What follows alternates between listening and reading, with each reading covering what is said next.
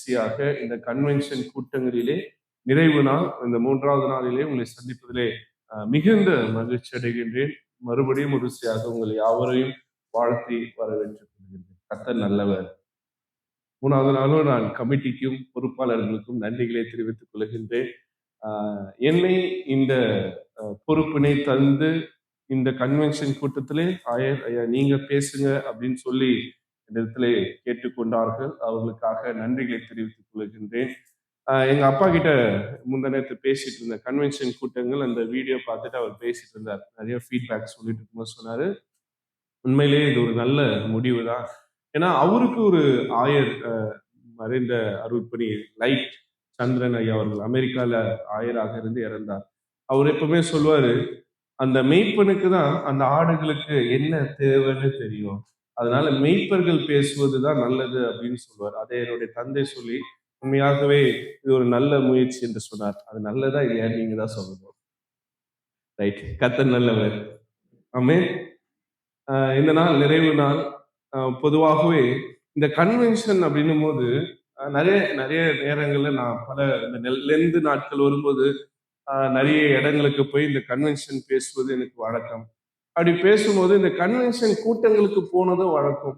அதுல ஒரு மாற்ற முடியாத ஒரு கிரைட்டீரியா இருக்கு. என்னன்னா, கண்டிப்பா பிரசங்கியார் தன்னுடைய வாழ்க்கையை குறித்து ஒரு சாட்சியை எங்கேயாவது சொல்லணும், கண்டிப்பா 3வது நாள் சொல்லியே ஆகணும் அப்படின்னு இருக்கு.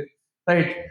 ஒருவேளை கர்த்தருடைய ஏவுதல் இருக்குமானால் என்னுடைய வாழ்வை குறித்து ஒரு சில இடங்களில் உங்களோடு நான் 2 நாள் பகிர்ந்து வந்தேன். இன்னைக்கும் சில காரியங்கள் நான் உங்களோடு பகிர்ந்து கொள்ள ஆசைப்படுகின்றேன். ஆவியானவருடைய வழிகாட்டலின்படி இந்த நாளுடைய வார்த்தைக்குள்ளாக போவதற்கு முன்பாக கடந்த 2 நாட்கள் நம்ம படித்தவை கற்றுக்கொண்டவைகளை ரொம்ப சுருக்கமாக நம்ம ஒரு மீள் பார்வை செய்தால் அதை ஒரு ரீகேப் பண்ணி பார்த்தா நல்லா இருக்கும்னு யோசிக்கின்றேன். உண்மையிலேயே நேற்று முதல் நாள் 100 அப்படின்னாங்க, நேற்று 130 இன்னைக்கு எப்படியும் 150 கிட்ட வந்துடும் நினைக்கிறேன். ஆமென். கர்த்தர் நல்லவர். ரைட். முதல் நாள் நம்ம ஆரம்பிக்கும் போது என்னன்னு ஆரம்பித்தோம்? வேதாகமம் என்றால் என்ன? வேதாகமத்தில் இருக்கக்கூடியவைகளை நம்ம பார்த்தோம். குறிப்பா 2 தீமோத்தேயுவில் 3ஆம் அதிகாரம் 16ஆம் வசனம் 17ஆம் வசனத்தில் சொல்லுகிறது, வேதத்தை நாம் ஏன் வாசிக்க வேண்டும் என்பதற்கு 4 காரியங்கள். என்னென்ன? உபதேசிப்பதற்கும், கடிந்து கொள்ளுதலுக்கும், சீர்திருத்தலுக்கும், நீதியை படிப்பதற்கும் நாம் திருமறையை நம் வேத வசனங்கள் நமக்கு கொடுக்கப்பட்டிருக்கிறது என்பதை பார்த்தோம். அடுத்தது இதன் வழியாக நம்முடைய வாழ்க்கை விவிலியத்தின் மூலமாக என்னென்ன கற்றுத்தருகிறது என்று பார்க்கும்போது அது கண்டிக்கிறதாகவும், திருத்துகிறதாகவும், பாராட்டுகிறதாகவும், ஊக்குவிக்கிறதாகவும், நம்மை புனிதராக்குவதாகவும், நம்மை தூய்மைப்படுத்துவதாக பார்த்தோம். அடுத்தது பைபிள் என சொல்லப்படுகின்ற வார்த்தை எங்கிருந்து வந்தது, ஸ்கிரிப்சர் எங்கிருந்து வந்தது.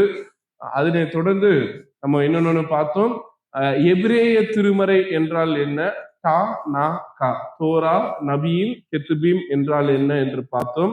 ரோம கத்தோலிக்க திருச்சபையில் இருக்கக்கூடிய நம்முடைய 73 புத்தகங்கள் என்னன்னு பார்த்தோம். நம்ம கிட்ட எத்தனை புத்தகங்கள்? 66. ரோமன் கத்தோலிக்க திருச்சபைகள்ல எத்தனை இருக்கு? 73. அந்த 7 என்னென்ன? தோபித், யூதித், பாராக்கு, சீராக், சாலமோனின் ஞானம், மக்கபெயர் 2 இருக்குனால ரைட், 7 புத்தகங்கள். அதே போல மக்கபெயர்கள் யாரு அப்படின்னு நம்ம பார்த்தோம். யூத எருசலேம் தேவாலயத்தை ரோம அரசு நீரோவும் டொமிஷியனும் வந்த பிறகு தேவாலயத்தை சூறையாடி அதுக்குள்ள ஜியோஸ் என சொல்லப்படுகிற கடவுளுடைய சிலையை வைத்து யூத மக்கள் அந்த கடவுளை தான் வழிபட வேண்டும் என்று சொல்லி ஆல்டர்ல பன்றியை பலியிட்டார்கள். மறுபடியும் இந்த மக்கபெயர்கள் அவர்களுக்கு எதிராக போராடி எருசலேம் தேவாலயத்தை மீட்டு கொண்டார்கள். இந்த வரலாறு எல்லாமே இந்த தள்ளப்பட்ட ஆகமங்கள் இருக்கிறது என்பதை நம்ம புரிந்து கொண்டோம். கேனனைசேஷன் என்று சொல்லுவார்கள். கான்ஸ்டான்டைனுடைய நேரத்திலே அந்த கேனனைஸ் பண்ணும்போது இதெல்லாம் தேவையில்லை என்று தள்ளிவிட்டார்கள். ரைட். அடுத்ததாக நம்முடைய திருமறையில் இருக்கக்கூடிய சிறப்புகளை நம்ம பார்த்தோம். மறைபொருள் இலக்கியம், அதாவது அப்போகாலிப்டோ அப்படின்னு சொல்லப்படுகிற அப்போகாலிப்ஸ் என சொல்லப்படுகின்ற மறைபொருள் இலக்கியங்கள் திருமறையில என்னென்ன இருக்குன்னு நம்ம பார்த்தோம். பொதுவா வெளிப்படுத்தல் மட்டும்தான் நம்ம யோசித்தோம். வெளிப்படுத்தல் மட்டுமில்ல, தானியல், எசேயா, எசேக்கியேல், யோவேல், சகரியா, மார்க்கு, 1 கொரிந்தியர் ஆகிய பகுதிகளும் மறைபொருள் வெளிப்பாடு, அதாவது இரண்டாம் வருகை குறித்தும் ஆண்டவருடைய வருகை குறித்தும் நியாய தீர்ப்பை குறித்தும் கடைசி நாட்களில் சம்பவிப்பதை குறித்தும் இத்தனை புத்தகங்களும் எழுதப்பட்டிருக்கிறது என்பதை நாம் முதல் நாள் ரொம்ப ஆழ்ந்து சிந்தித்தோம்.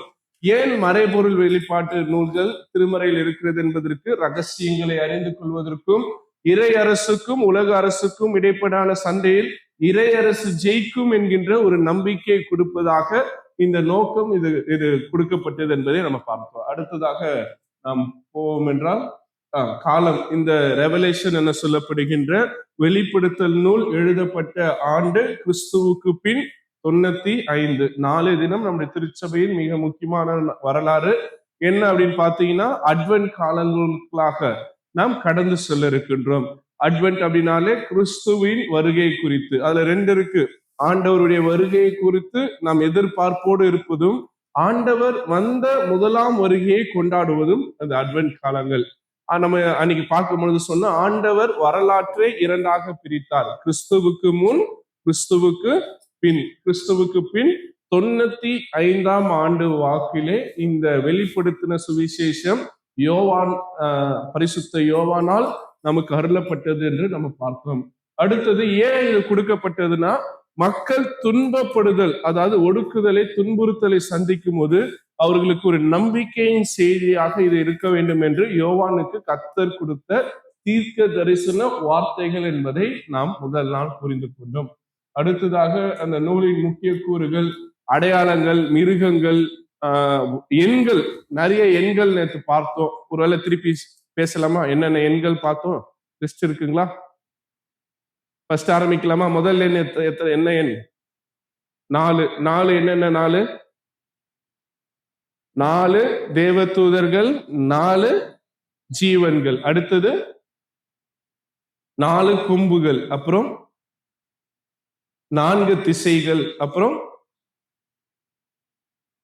4 காற்றுகள், 4 பக்கத்துல வந்தக்கூடிய காற்றுகள், அது பார்த்தோம். அடுத்தது எண் 7. 7 என்னன்னா 7 சபைகள், 7 ஆவிகள், 7 பொன் குத்து விளக்குகள், 7 நட்சத்திரங்கள், 7 அக்கினி தீபங்கள், 7 முத்திரைகள், 7 கொம்புகள், 7 கண்கள், 7 எக்காலங்கள், 7 இடி முழக்கங்கள், 7 வாதைகள், 7 பொற்கரசங்கள், 7 வலைகள், 7 ராஜாக்கள். இது 7 குறித்து பார்த்தோம். அடுத்த ரொம்ப முக்கியமான எண் 12. 12 வாசல்கள், 12 கோத்திரங்கள், 12 மூப்பர்கள், 12 அப்போஸ்தலர்கள், 12 அஸ்திபாரங்கள், 12 வாசல்கள், 12 முத்துக்கள். அவ்வளவுதான், ரைட். அடுத்த எண் 24 மூப்பர்கள், 24 சிங்காசனங்கள். ரைட், அவ்வளவுதானா? சரி. அடுத்த எண் 1,44,000. அடுத்த ரொம்ப முக்கியமான எண் 1260 தீர்க்கதரிசிகள். ரைட். அப்புறம் 666 இலக்கம். ரைட். இப்படி ஏகப்பட்ட எண்களை குறித்து நாம் பார்த்தோம். இவைக்குள்ளான அடையாளங்களை நம்ம 2 நாட்களாக யோசித்து வருகின்றோம். நேற்று தினத்திலே நாம் நேரடியாக அந்த புத்தகத்துக்குள்ளாக கடந்து சென்றோம். நேற்றைய இது மானுட மகன் ஃபர்ஸ்ட் நம்ம பார்த்தது சன் ஆஃப் மேன். அவர் சன் ஆஃப் காட் அப்படின்றது இயேசுவுக்கு கொடுக்கப்படுகிற இன்னொரு டைட்டில். ஆனால் அவர் பூமியில் எப்படியாக வாழ்ந்தார் என்பதை நம்ம என்னன்னு பார்த்தோம்னா, அவர் மானிட மகனாக வாழ்ந்தார். இது வெளிப்படுத்தல மட்டும் இல்ல, தானியல்ல இருக்கிறது, மார்க்ல இருக்கிறது, சகரியாவில் இருக்கிறது என்பதை நாம் பார்த்தோம். அடுத்ததாக 7 பொன் குத்து விளக்கு என்றால் 7 என்னது சபைகள். அடுத்தது 7 நட்சத்திரங்கள் என்றால் 7 மூப்பர்களை குறிக்கிறதாக நாம் பார்த்தோம். அடுத்தது நட்சத்திரங்களை காட்டிலும் பெரியவர் ஆண்டவர் என்பதை நம்ம பார்த்தோம். ஏன்னா நட்சத்திரங்களும் யாரை வணங்குது? சிங்காசனத்தில் வீற்றிருக்கிறவரை வணங்குறது பார்க்கும்போது, ஒருவேளை இன்னைக்கு உலகத்துல இருக்கிறவங்க எல்லாருமே நட்சத்திரங்களும், அதாவது இந்த சோடியாக்குன்னு சொல்லுவாங்கல்ல, தமிழ் அதுக்கு பேர் என்ன, ராசி பலன், அந்த என்னது, அந்த ராகு கேது அதெல்லாம் சொல்றாங்களே, இதெல்லாம் என்னன்னா வான சாஸ்திரம் அப்படின்னு பாக்குறாங்க. ஆனால் அந்த வான சாஸ்திரங்கள் என்ன சொல்லப்படுகிற இந்த நட்சத்திரங்களே ஆண்டவருக்கு முன்பாக தாழ பணிந்து நிற்கிறது என்பதை நாம் புரிந்து கொள்ள வேண்டியதாக இருக்கிறது. அடுத்தது ஒரு திறந்திருக்கிற கதவை நம்ம பார்த்தோம் நேற்று தினத்துல. இந்த கதவு எப்ப மூடப்பட்டது? ஏதேன் தோட்டத்தில் மூடப்பட்டது. யாரும் உள்ள வரக்கூடாதுன்னு சாமி என்ன பண்ணாரு? ஆதாமையும் ஏவாளையும் வெளியே துரத்தி விட்டு வீசுகின்ற சுடர் ஒளி பட்டயத்தை காவலாக வைத்தார். ஆனால் இயேசு கிறிஸ்து நமக்காக அவர் பலியாக மாறி அந்த கதவை திறந்து வைக்கிறதாக நாம் பார்க்கின்றோம். யோவான் ஏறி போகும்பொழுது ஆண்டவர் அங்கே ஒரு திறந்த வாசலை, பரலோகத்தின் வாசலை வைத்திருக்கிறார். அந்த வாசலை தாண்டினோன்னு ஒருத்தர் சிங்காசனத்தில் உட்கார்ந்திருக்கிறார்.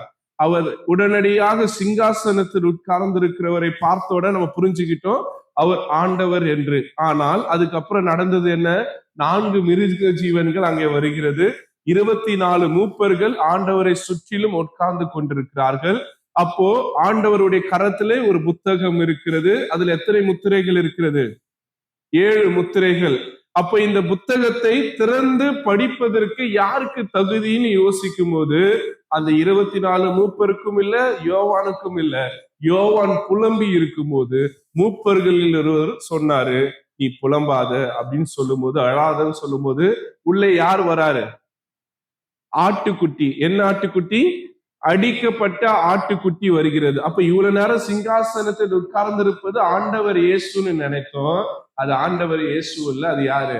பிதாவானவர். இப்போ ஆட்டுக்குட்டியானவராக நான் சொன்ன திருச்சபையில 2 இமேஜ் இருக்கிறது. ஒண்ணு இயேசுவை யூதராஜ சிங்கமாக காட்டுவது, அடுத்தது ஆட்டுக்குட்டியா காட்டுது. பொதுவாகவே திருச்சபை ஆண்டவரை ஆட்டுக்குட்டியா காட்ட மாட்டாங்க. ஏன்னா ஆட்டுக்குட்டின்னு அர்த்தம் வீக், வலிமையற்றவர். ஆண்டவர் எப்பவுமே பராக்கிரமசாலியாக காட்டுவதுதான் திருச்சபைக்கு பிடிக்கும். அதனால்தான் சிங்கத்தை போன்று அவரை பிரதிபலிப்பது வழக்கம்.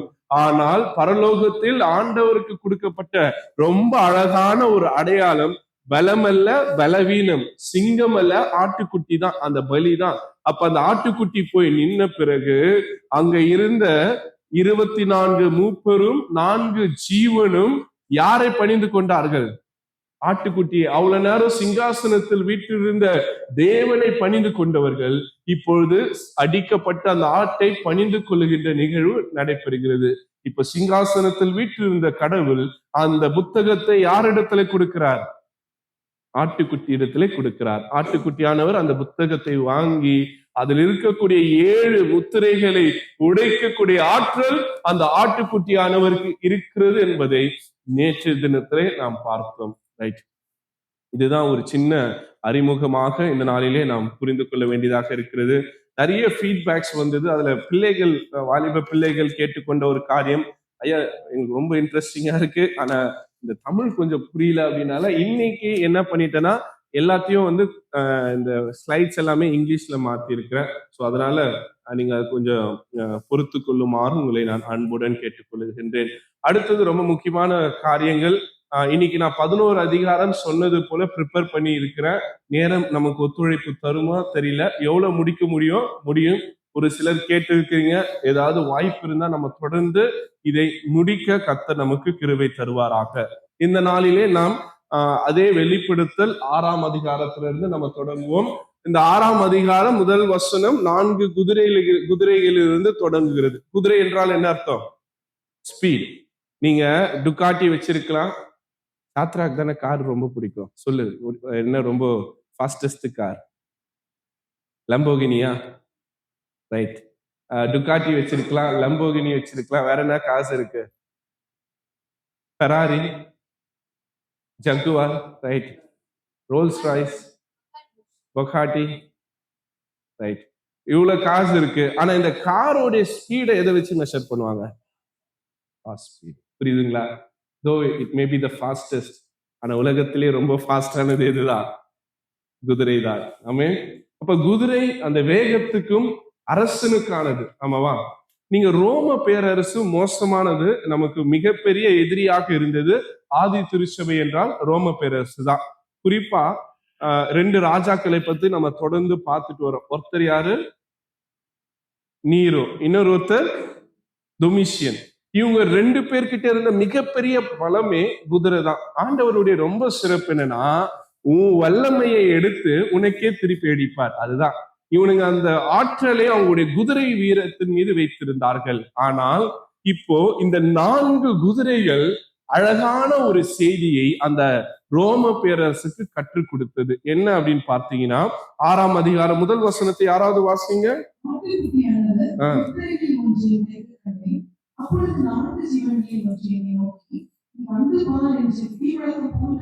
இந்த 7 முத்திரையில முதல் முத்திரையை யார் உடைக்கிறாரு? ஆட்டுக்குட்டியானவர். இடிச்சு அதை உடைச்ச உடனே என்ன நடக்கிறது? ஒரு இடி முழக்கம் போல ஒரு சத்தம் உருவாகிறது. அப்போ யோவான் அதை ஏறெடுத்து பார்க்கும் பொழுது முதல்ல அவர் பார்க்கிறது வெள்ளை குதிரை. வெள்ளை குதிரை ரொம்ப அழகா இருக்கும், ரைட்டுங்களா? ஆனால் அந்த வெள்ளை குதிரையை பொறுத்த மட்டும் என்ன அதோடைய குறியீடு என்று யோவான் வெளிப்படுத்துறார். 2ஆம் வசனத்துல வாசிங்க.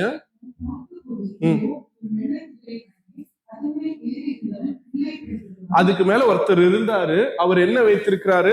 வில் வைத்திருக்கிறார். அடுத்தது அவருக்கு ஒரு கிரீடம் கொடுக்கப்பட்டிருக்கிறது. ஜெயிக்கிறவனாக இருக்கிறார். என்னது? ஜெயிக்கிறவனாகவும் ஜெயிப்பவனாகவும். ரைட்.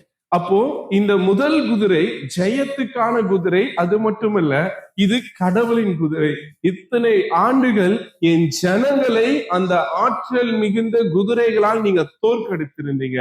உங்களுக்காக எதிராக உடைக்கப்படுகிற முதல் முத்திரை ஜெயத்தை கொள்ளுகின்ற முத்திரை. என் மக்களுக்கு எதிராக நீ எவ்வளவு போராடியோ, உனக்கு எதிராக என்னுடைய படையை நான் அனுப்புகிறேன். என்னுடைய வெள்ளை குதிரைகளில் வீழ்த்திருக்கிறவன் ஜெயம் பெற்றவன். அவனை எதிர்க்க யாருமே கிடையாது. அதுதான் முதல் முத்திரையோடைய வெளிப்பாடாக நாம் பார்க்கின்றோம். அப்படியே தொடர்ந்து வாசிங்க. ரைட். இப்ப 2வது முத்திரை உடைக்கப்படுகிறது. முதல் முத்திரையை பொறுத்த மட்டும் கான்குவெஸ்ட், பவர் அண்ட் இன்னொரு, அதான் நான் ஏற்கனவே சொல்லிட்டு இருக்கேன், நிறைய இன்டர்பிரேஷன்ஸ் உண்டு. தொடக்க கால திருச்சபையில இந்த குதிரையை என்ன சொன்னாங்கன்னா போலியான பீஸ் அப்படின்னு சொன்னாங்க. இட்ஸ் a false டிசெப்டிவான பீஸ் அப்படின்னு சொன்னாங்க. பட் மாடர்ன் எரால தியாலஜிக்கல்லா நம்ம பார்க்கும்போது இது ஜெயம் தான். ஏன்னா அங்க வெற்றியை குறித்து தான் பேசுவதாக இருக்கிறது. நான் ஏற்கனவே சொன்ன ரோம பேரரசு குதிரை வீரர்களை கொண்டவர்களாக இருக்கிறார்கள். ஆனா வரலாற்றுல நீங்க பார்த்தீங்கன்னா பாத்தியன் அப்படின்ற ஒரு மக்கள் இருக்கிறாங்க. நீங்க போய் கூகுள்ல அவங்கள பத்தி சர்ச் பண்ணி பாருங்க. இந்த இயேசு காலத்துக்கு பிறகு ஆதி திருச்சபை இருந்த சூழ்நிலையில ரோமர்களை எதிர்க்க எல்லாருமே பயந்தாங்க, எல்லாருமே கை கட்டி நின்னார்கள். ஆனால் இந்த பார்த்தியன்ஸ் என்ன சொல்லப்படுகிற ஒரு அரசாங்கம், ஒரு குழு குதிரைகளில போய் இந்த ரோம பேரரசை வீழ்த்துகிறாங்க, ஜெயிக்கிறாங்க. அப்போ வல்லவனுக்கு வல்லவன் வையகத்திலும் உண்டு. அதுவரையிலே ரோமர்கள் தான் ஆற்றல் நிறைந்தவர்கள் நினைத்திருந்தாங்க. நீங்க கிடையாதுதான் சொல்லி பார்த்தியன்கள் ரோமர்களை ஜெயித்தது உண்டு. இன்னைக்கு அந்த பார்த்தியன்ஸ் அப்படின்றது யாருன்னா இன்னைக்கு இருக்கக்கூடிய மாடர்ன் ஈரான்ல இருக்கிறவங்க தான். அவங்க ஒரு காலத்துல இந்த கொடுங்கோல் ரோம பேரரசை வீழ்த்தி இருக்கிறார்கள். சோ இங்க இருந்து நம்ம புரிந்து கொள்ள வேண்டியது என்னவென்றால், கர்த்தர் எங்கெல்லாம் அக்கிரமங்கள் மேலோங்கி நிற்கிறதோ, எங்கெல்லாம் அடிமைதனம் இருக்கிறதோ, எங்க நாங்க தான் சர்வ அதிகாரிகள், நாங்க தான் ஆற்றல் நிறைந்தவங்க, நாங்க தான் எல்லாவற்றிலும் வலிமை நிறைந்தவர்கள், நாங்க தான் இந்த உலகத்திலே நம்பர் 1 நாடுன்னு நினைக்கிறவங்கள கர்த்தர் தன்னுடைய குதிரையை அனுப்பி அவர்களை முறியடிக்க வல்லவராக இருக்கிறார். அதுதான் இந்த முதல் குதிரையிலிருந்து நம்ம கற்றுக்கொள்வது. Human kingdom seek power, but Christ is the true king. நீங்க எவ்வளவு பெரிய ராஜாக்களாக இருக்கலாம், எவ்வளவு பெரிய பிரதம மந்திரிகளாக இருக்கலாம், இல்ல நீங்க தலைவர்களாக இருக்கலாம். உங்கள் தலைவர்களை காட்டிலும் ஆண்டவர் பெரிய அரசர் என்பதை இந்த வெள்ளை குதிரை நமக்கு கற்றுக்கொள்ளுகின்ற மிக சிறப்பான அடையாளமாக இருக்கிறது. அடுத்தது இரண்டாவது குதிரை என்னவென்றால், நம்ம வாசித்தது போல 3ஆம் வசனத்துல படிக்க கேட்போம்.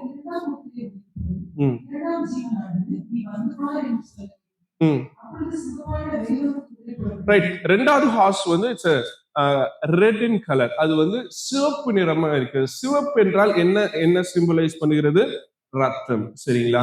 ஆனால் இது ரத்தம் மட்டுமல்ல, இது போரை குறிக்கக்கூடிய ஒரு குதிரை. ஏனென்றால் இன்னைக்கு உலகம் முழுவதும் மிக பெரிய அச்சுறுத்தல் அப்படின்னு பாத்தீங்கன்னா போர் தான். இன்னைக்கும் நம்ம காத்து கொண்டிருக்கிற 3ஆம் உலக போர், இன்னைக்கா நாளைக்கான்னு உலக தேசமும் பயந்து கொண்டிருக்கிறது. ஒருவேளை முதல் உலக போரை தாண்டிட்டோம், 2ஆம் உலக போரை தாண்டிட்டோம், அதோடைய பேரழிவே பெருசு. ஆனால் 3ஆம் உலக போர்னு ஒண்ணு உருவானா அதுல மீதி இருப்பது சொற்பங்கள். ஏனென்றால் இன்னைக்கு உலகமே பாத்தீங்கன்னா 2 பிரிவா இருக்கிறது. ஒண்ணு ஒரு நாட்டோடு இருக்கிறது, இன்னொரு நாட்டோடு இருக்கிறது. அப்படிதான் நம்ம பிரிக்கணும். அப்ப யுத்தம் போது இவங்க 2 பேரும் தனியா இருப்பாங்க. ஆனா இதுல பாதிக்கப்படுவது அப்பாவி மக்கள். அப்போ என்னைக்கு இந்த உலக போர் தொடங்குகிறதோ அப்போ நீங்கள் எந்த குதிரையை பார்க்க முடியும்? இந்த சிவப்பு குதிரையை பார்க்க முடியும். இது வந்து ரத்தத்துக்கும் போருக்குமான ஒரு அடையாளமாக இருக்கிறது. அதுக்கு அழகா ஒரு மீனிங் சொல்றாங்க. when humanity rejects God's peace, violence fills the earth. ஆமென். எப்பொழுது மானுடம் கடவுளின் அமைதியை மறந்து அதிகாரத்துக்காக குழுக்களை இணைத்து கொண்டு ஒவ்வொரு நாடும் சண்டைக்கு ஆயத்தமாயிருக்கிறதோ அப்போ உலகம் வன்முறையால் நிரப்பப்படும். 2 வாரத்துக்கு முன்னாடி நான் பிரசங்கம் பண்ணும்போது சொன்னேன், எல்லா நாடும் ஃபர்ஸ்ட் பண்ற பட்ஜெட்டிங் எதுக்குதான் பண்ணிட்டு இருக்கானுங்க? டிஃபென்ஸுக்கு தான். நம்ம வந்து பெருமையா நினைக்கிறோம். என் நாடு கிட்ட நீங்க வேணா இந்த ரோட் ஷோஸ் எல்லாம் பாத்தீங்கன்னு வச்சுங்களேன், இந்த சில இந்த தேச பண்டிகைகள் வரும்பொழுது அவங்க கிட்ட இருக்கிற எல்லா ஆயுதங்களையும் காட்டுவாங்க. காரணம் என்னவென்றால் நாங்க இவ்வளவு ஆற்றல் நிறைந்தவர்களாக இருக்கிறோம் என்பதை ஒரு பயத்தை ஏற்படுத்துவதற்கு. ஒருவேளை அவங்க அவ்வளவு டிஃபென்ஸ்க்கு கொடுக்குறாங்களா இல்லையா நமக்கு தெரியாது, ஆனா அதுக்கு ஸ்பெண்ட் பண்றாங்கன்றது ரொம்ப முக்கியமான ஒரு உண்மையாக இருக்கிறது. அப்போ எப்போ இந்த உலகத்தின் யுத்தங்கள் ஓயும்? பல வருஷத்துக்கு முன்னாடி தொடங்கின அந்த போர் இன்னும் ஓடிட்டு இருக்கு. 2-3 வருஷத்துக்கு முன்னாடி தொடங்கின ஒரு 2 பக்கத்து நாடு போர் இன்னும் ஓடிட்டு இருக்கு. அப்போ இந்த யுத்தங்கள் எப்போ முடிவடையும்? எப்போ இந்த சிவப்பு குதிரையை நம்ம பார்க்கிறோமோ அப்போ இந்த போர்கள் முழுவடையும். இதை முடித்து வைப்பவர் ஆண்டவர் இயேசு கிறிஸ்து. அவருடைய வருகையின் போது எல்லா யுத்தங்களும் நிறைவு பெறும் என்பதை இந்த சிவப்பு குதிரை நமக்கு கற்றுக் கொடுக்கிற செய்தியாக இருக்கிறது. அடுத்தது 3வது 5ஆம் வசனத்தை வாசிங்க.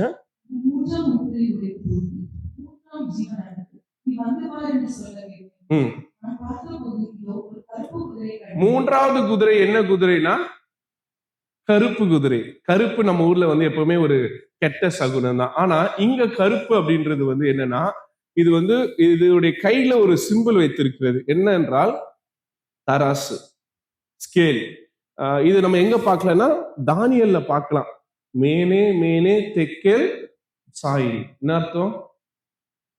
நீ தராசில் வைக்கப்பட்டும் குறைவாய் காணப்பட்டாய் என்பதுதான் தானியல்ல வந்து ராஜாவுக்கு முன்னாடி எழுதப்பட்ட எழுத்தாக நம்ம பார்க்கிறோம். அது போல இந்த குதிரையையும் என்ன வைத்திருக்கிறதா? தராசு வைத்திருக்கிறது. ஏன்னா இந்த குதிரை என்னத்துக்கு அடையாளம் என்றால் பஞ்சத்திற்கும் வறுமைக்கும் பட்டினிக்கும் அடையாளமாக இருக்கிறது. வாசிங்கம்மா.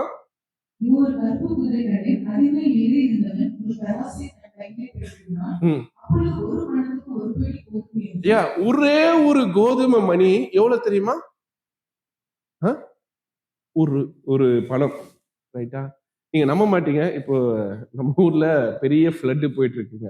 இந்த ஃப்ளட் டைம்ல எல்லாம் இந்த ஹோட்டல்ஸ் எல்லாம் பாத்தீங்கன்னு வச்சுங்களேன், இந்த சரவண பவன், இந்த அடையார் ஆனந்த பவன், நீங்க போய் சாப்பிட்டீங்கன்னா 200 ரூபாய்க்கு விற்கிற தோசையும் இட்லியும் 1000 ரூபாய்க்கு விற்பானுங்க.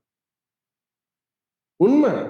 ஏன்னா அந்த கடுமையான சூழ்நிலையில மக்களுக்கு உதவணும்ன்ற எண்ணம் கிடையாது. அப்போ கூட என்ன பண்ணோம்? மக்களை சுரண்டணும்ன்ற எண்ணம் தான் இவங்களுக்கு. ரைட்டா?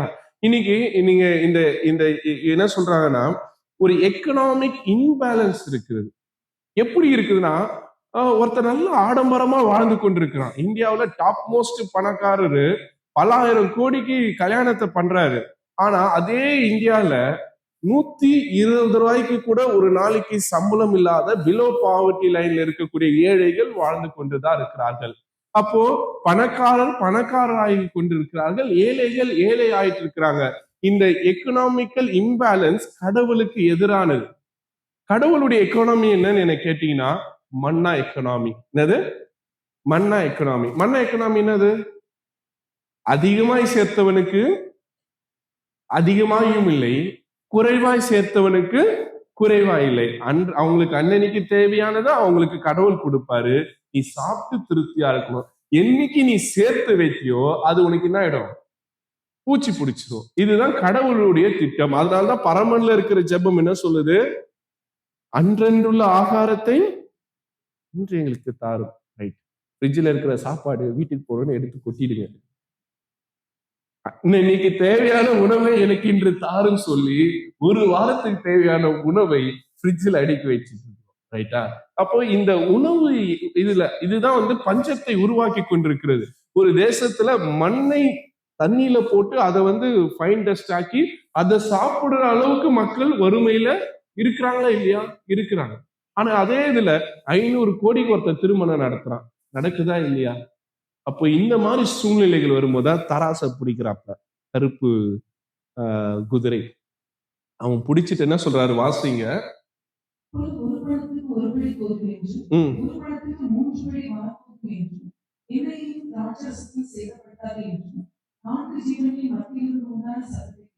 ரைட்.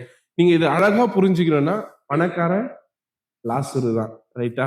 பணக்காரன் இந்த மாதிரி ரத்தாம்பர உடை உடுத்தி, இந்த கலர் ரத்தாம்பர உடை உடுத்தி டெய்லி என்ன பண்ணா? நல்லா விருந்து சாப்பிட்டான். ஆனா லாசருவோ அந்த மேஜையிலிருந்து விழக்கூடிய அந்த சாப்பாட்டை சாப்பிடுவதற்கும் நாய் கூட சண்டை போட்டுட்டு இருக்காரு. ஆனா இப்ப யார் பரலோகத்துக்கு போறான்? லாசருக்கு தான். அப்போ உணவில்லாதவனை கடவுள் நேசிக்கிறாராகும். உணவில்லாமல் கஷ்டப்படுகிற மக்களை கடவுள் தம்மிடத்தில் சேர்த்துக் கொள்கிறவராக இருக்கிறார். இப்படிதான் ஒவ்வொரு மனிதனும் அந்த தராசுல வைக்கிறாங்க. இன்னும் ஆமோஸ்ல ரொம்ப அழகா அதை விளக்கி இருப்பாரு.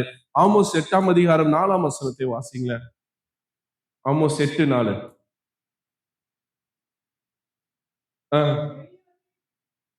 என்ன பண்றானுங்களா பணக்காரங்க? எளியவர்களை விழுங்குறானுங்க. சாப்பிட்டு ஏழைகளை விழுங்கி, வாசிங்க.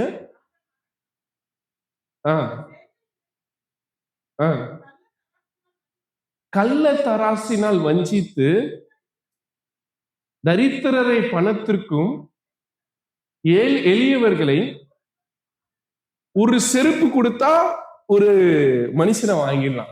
எப்படி? ஒரு செருப்பு கொடுத்தா ஒரு மனுஷனை வாங்கிடலாம். அந்த அளவுக்கு கொடிய பஞ்சம் வர இருக்கும். வந்திருக்கு, நிறைய தேசத்துல இருக்கு. அப்ப இதெல்லாம் கருப்பு குதிரை வருவதற்கு அடையாளமாக பார்க்கப்படுகிறது. ரைட். இப்ப அடுத்தது 4வது முத்திரைக்குள்ளாக நம்ம போலாம். இது ரொம்ப மோசமான ஒரு குதிரை. 7ஆம் வசனத்தை வாசிங்க.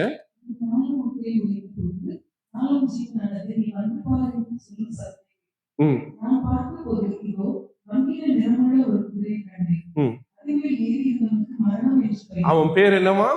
மரணம். அவன் மங்கின நிறம் அப்படின்றாங்க. உண்மையிலே அவனுடைய கலர் என்னன்னா ஒரு சிக்லி கிரீன், ஒரு மாதிரி இந்த பிக்சர்ல இருக்க மாதிரி ஒரு மாதிரி அந்த கிரீன்ல மங்கின நிறம் உள்ளவனாக இருக்கிறான். அவன் மீது என்ன பேர் எழுதப்பட்டிருக்கிறதால்? டெத், மரணம் அப்படின்றது.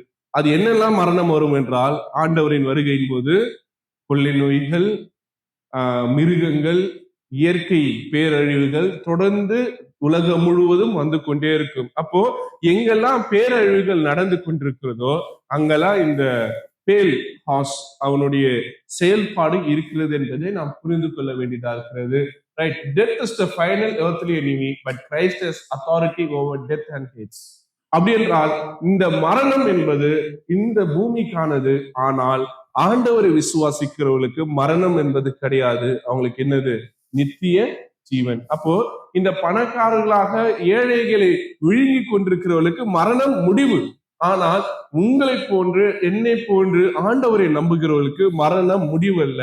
இந்த மங்கின நிறமுள்ள குதிரை நமக்கு ஒன்றும் பிரச்சனை கிடையாது என்பதை நாம் புரிந்து கொள்ள வேண்டியதாக இருக்கிறது. இதோட இந்த குதிரைகள் முடிவடைகிறது. இப்போ 7 முத்திரை எத்தனை முத்திரை உடைஞ்சிருக்கு? 4 உடைஞ்சிருக்கு. இப்ப 4 உடைஞ்சிருக்கும் போது இந்த 4 குதிரைகளை பார்த்துட்டோம். மீதி எத்தனை இருக்கு முத்திரைகள்? 3. இதுக்கப்புறம் குதிரைகளை பார்க்க மாட்டோம். இதுக்கு 3ம் மிக முக்கியமானது. முதல்ல வரக்கூடியது ரத்த சாட்சிகள். நேத்துல இருந்து பார்த்தோம் ரத்தம் சாட்சிகள். அந்த 5ஆம் முத்திரை உடைக்கும் போது என்ன நடக்குதுன்னு பார்க்கலாமா? வாசிங்கம்மா.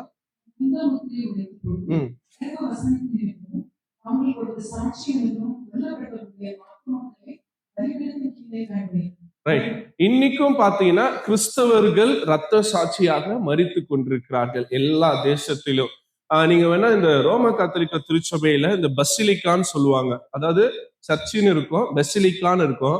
ஆனா அந்த பசிலிக்கா எங்கெல்லாம் கட்டி இருக்கிறாங்களோ அங்க ஒரு ரத்த சாட்சி மரித்திருப்பார். ஒண்ணு இல்ல, கிறிஸ்தவர்களுடைய தலைமையகம் எது? வாட்டிகன். வாட்டிகன்ல பாத்தீங்கன்னா அந்த திருச்சபையோட பேர் என்ன தெரியுமா? Saint Peter's basilica.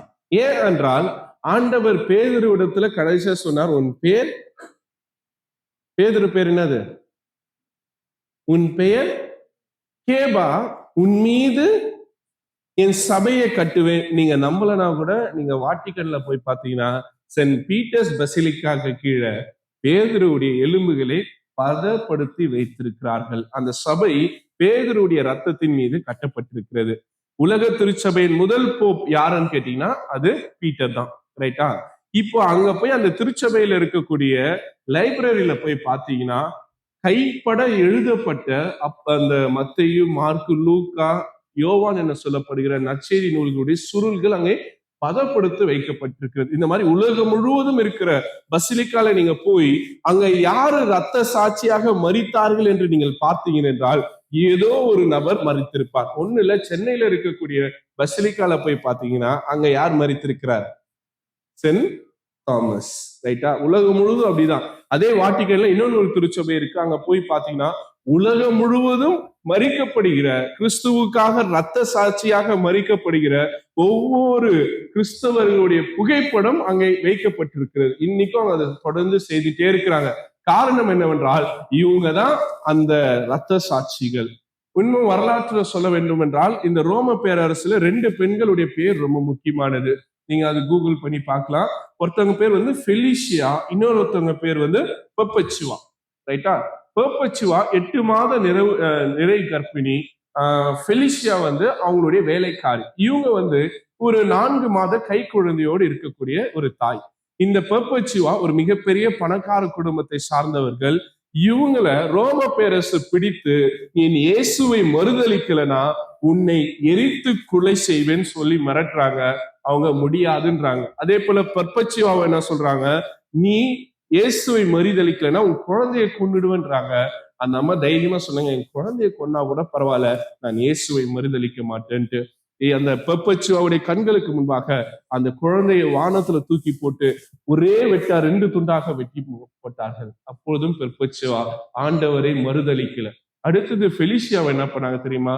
அவங்க வயிற்றை கீறி அவங்களுடைய குழந்தையை எடுக்க முயற்சி செய்தார்கள். அப்போ அவங்க மறுதலிக்கல. நிறைவாக இந்த 2 பெண்களையும் இந்த பெரிய இந்த கிளாடியேட்டர் இதெல்லாம் பாப்பீங்க தெரியுமா? இந்த பெரிய இது வச்சு அதுல சுத்தி உட்கார வச்சு மிருகங்களை அவுத்து விட்டு அவங்களை கொலை செய்ய மிரட்டினாங்க.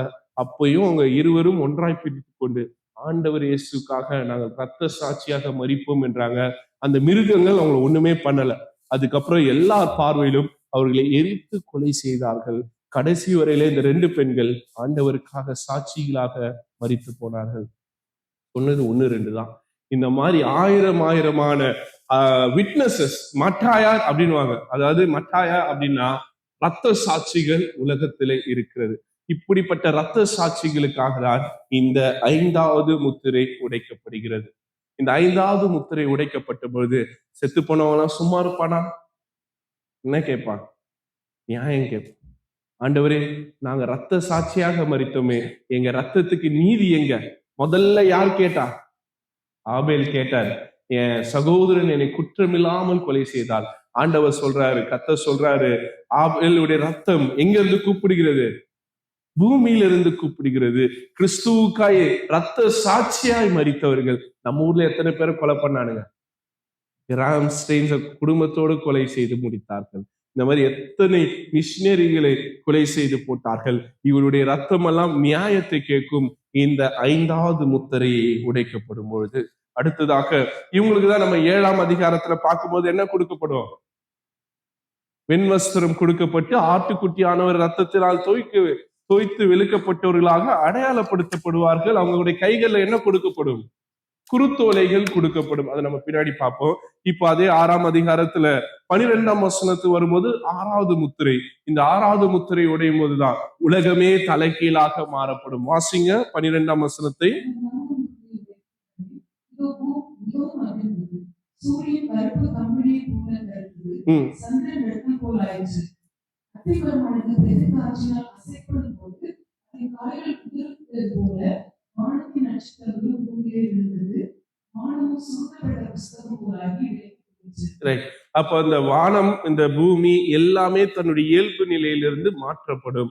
வானம் வந்து சுருட்டப்படும் என்று சொல்லப்படுகிறது.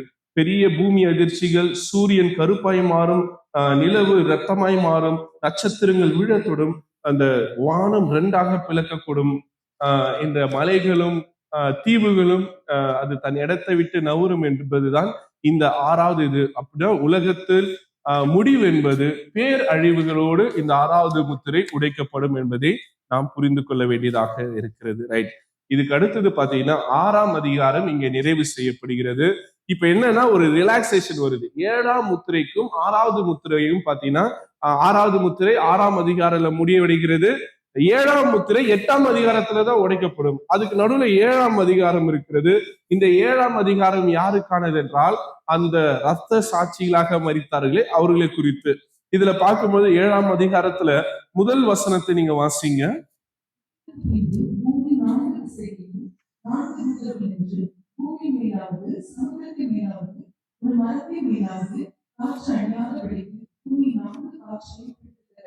ரைட். ஒரு காற்று கூட மூவாத அளவுக்கு பிடித்து வைத்திருக்கிறார்கள். இப்ப இவங்க என்ன பண்ண போறாங்கன்னா 2ஆம் வசனத்தை வாசிங்க.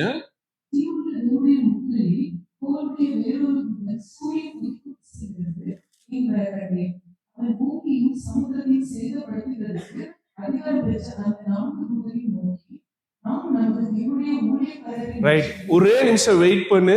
7வது முத்திரை என்ன பண்ணாத, உடைச்சிடாத. ஆண்டவருக்காக சாட்சிகளாக வாழக்கூடிய கூட்டம் இன்னும் எங்க இருக்கு? பூமியில இருக்கிறது. அவங்கள நம்ம என்ன பண்ணணும்?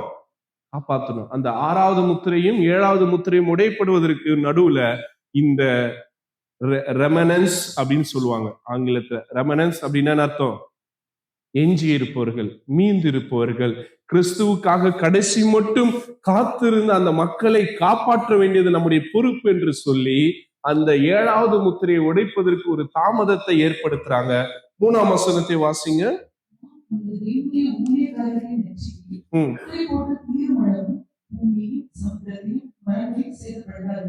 நீ எதுவுமே அழிக்காத, நாங்க போய் என்ன பண்ணிடுறோம், வேகமா அவர்களுக்கு முத்திரை போட போறோம்.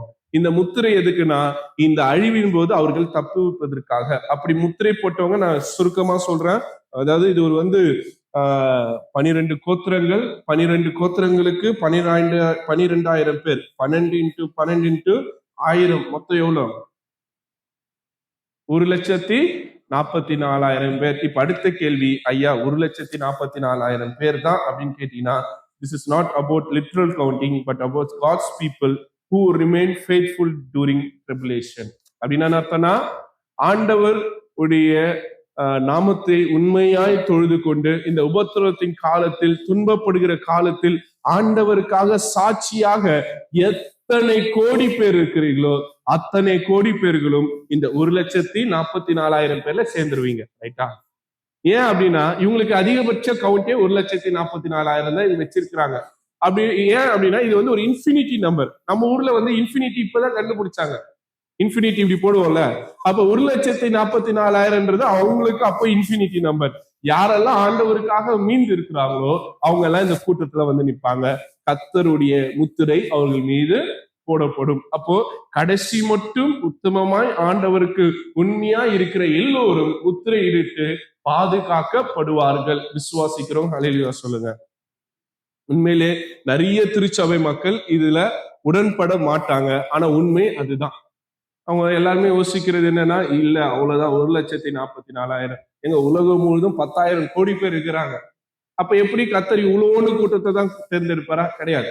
இது அவங்களுக்கு ஒரு இன்ஃபினிட்டி நம்பர். எப்படி நமக்கு இன்ஃபினிட்டி நம்பரோ அந்த காலகட்டத்துல அவங்களுக்கு இந்த 1,44,000 என்பது ஒரு இன்ஃபினிட்டி நம்பர். அதாவது ஆண்டவரிடத்துல ஒருத்தன் கேட்கிறான், ஆண்டவரே என் சகோதரன் என்ன எத்தனை முறை மன்னிக்கணும்? அவன் என்ன சொல்றாரு? ஆண்டவர் என்ன சொல்றாரு? 770. 770 போட்டீங்கன்னா எவ்வளவு வருது? 490 டைம்ஸ் மன்னிச்சா போதுமா? அது அப்படி கிடையாது. அது எப்படி தெரியுங்களா? 7 × 7 × 7 × 7 × 7 × 7 70 7 7 7 70 தடவை நீங்க மல்டிப்ளை பண்ணீங்கன்னா ஆன்சர் என்ன வரும்? நான் போட்டு பார்த்தேன். என்ன வந்தது ஆன்சரு? இன்ஃபினிட்டின்னு வரும். அதான் எரர்னு வரும். அப்படின்னா என்னன்னா, நீ எத்தனை தடவை மன்னிக்கணும்? கணக்கே இல்லாம மன்னிக்கணும். அதுதான். சோ அதுக்காக தான் 770ன்ட்டாரு. அப்படின்னா நீ 770 தடவை பண்ணி பாடுறா அப்படின்னா நம்ம எல்லாம் பட்ட 7 × 70ன்ட்டான். ரைட்டா? சோ அப்போ இன்ஃபினிட்டி டைம் உன் சகோதரனை நீ மன்னின்றார். அப்போ இந்த 1,44,000ன்றது இது ஒரு அடையாளம், அவ்வளவுதான். அப்ப யாரெல்லாம் மீந்திருக்கிறார்களோ அவர்கள் எல்லாரையும் கர்த்தர் முத்திரையும் போட்டு அவர்களை பாதுகாத்துக் கொள்வார். இதுதான் இந்த 7ஆம் அதிகாரத்துல மிக முக்கியமானது. அடுத்தது எல்லா சாவுலையும் ஜப கூட்டத்திலையும் வாசிக்கப்படுகிற ரொம்ப முக்கியமான வசனம் இந்த 9ஆம் வசனத்துல இருந்து வாசிக்க கேட்போமா?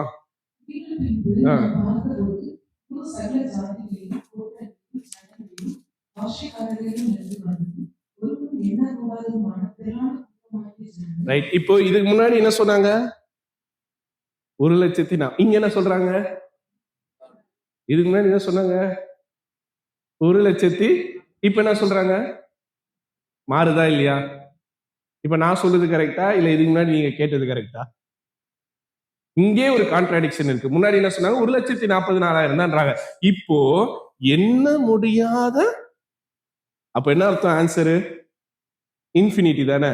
என்ன முடியாத அளவுக்கு கர்த்தர் தம் மக்களை தெரிந்து வைத்திருக்கிறார். அவர்களை கர்த்தர் பாதுகாப்பார். ஆமென். இதுதான் விசுவாசம். இப்ப இந்த நம்பிக்கையோடு ஆண்டவரே அந்த கூட்டத்துல நானும் இருக்கணும். நான் மட்டும் இருந்தா போதாது, எனக்கு கூட கொடுத்துக்கிறீங்களே. என் புருஷன், என் மனைவி, என் புள்ள, எங்க அப்பா, எங்க அம்மா, நாங்க எல்லாம் குடும்பமா இருக்கணும். இன்னும் நல்லவங்களா இருந்தா எங்க சர்ச்சே இருக்கணும். யாரும் அப்படி சொல்ல மாட்டீங்கன்னு நினைக்கிறேன். நான் தான் சொல்லுவேன், ஆண்டவரே நான் எங்கெல்லாம் எந்த சர்ச்சில எல்லாம் இருக்கணும், நான் எங்கெல்லாம் பிரசங்கம் பண்ணணும், அந்த கூட்டெல்லாம் என் கூட ஒருத்த சாமின்னு தான் சொல்லுவேன். ஆமென். ஆமா, அப்படிதான் ஒரு வேலை ஆண்டவர் ஒரு எக்ஸ்ட்ரா மார்க் கொடுத்து நம்ம உள்ள சேர்த்து பாருல. ரைட். அடுத்ததாக வாசிங்க. திரளான ஜனங்கள் வெள்ளை அங்கிகளை தரித்து குருத்தோலைகளை பிடித்து சிங்காசனத்திற்கு முன்பாகவும் நிற்க கண்டேன். இந்த 11வது 10ஆம் வசனத்தை வாசிங்க. மகா சத்தமிட்டு ரட்சிப்பின் மகிமை எங்கள் தேவனுக்கும் ஆட்டுக்குட்டியானவர்களுக்கு உண்டாவதாக. Salvation belongs to our God and to the Lamb என்று அவர்கள் ஆர்ப்பரித்தார்கள். அடுத்தது அவங்க அழகா ஒரு பாட்டு பாடுறாங்க 11ஆம் வசனத்துல இருந்து 12ஆம் வசனத்துல. இது என்ன சொல்றாங்கன்னா, இது 7-fold டாக்ஸாலஜின்றாங்க. நம்ம சர்ச்சில் டாக்ஸாலஜி பாடுவாங்க, ஞாபகம் இருக்குங்களா? ஆமா, ஒவ்வொரு ஆராதனைக்கு நடுவுல அது பாடுவாங்க டாக்ஸாலஜி. அது போல இது 7-fold டாக்ஸாலஜின்றாங்க. வாசிங்க அது 11ஆம் வசனத்துல.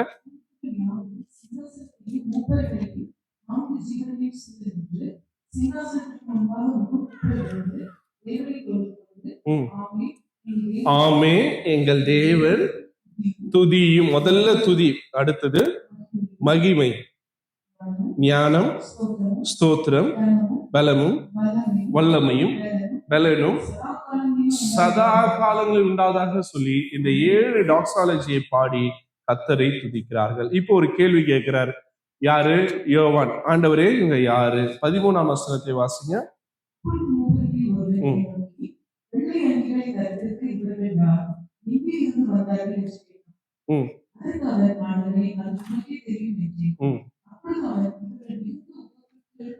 மிகுந்த உபத்திரத்திலிருந்து வந்தவர்கள் தங்கள் அங்கிகளை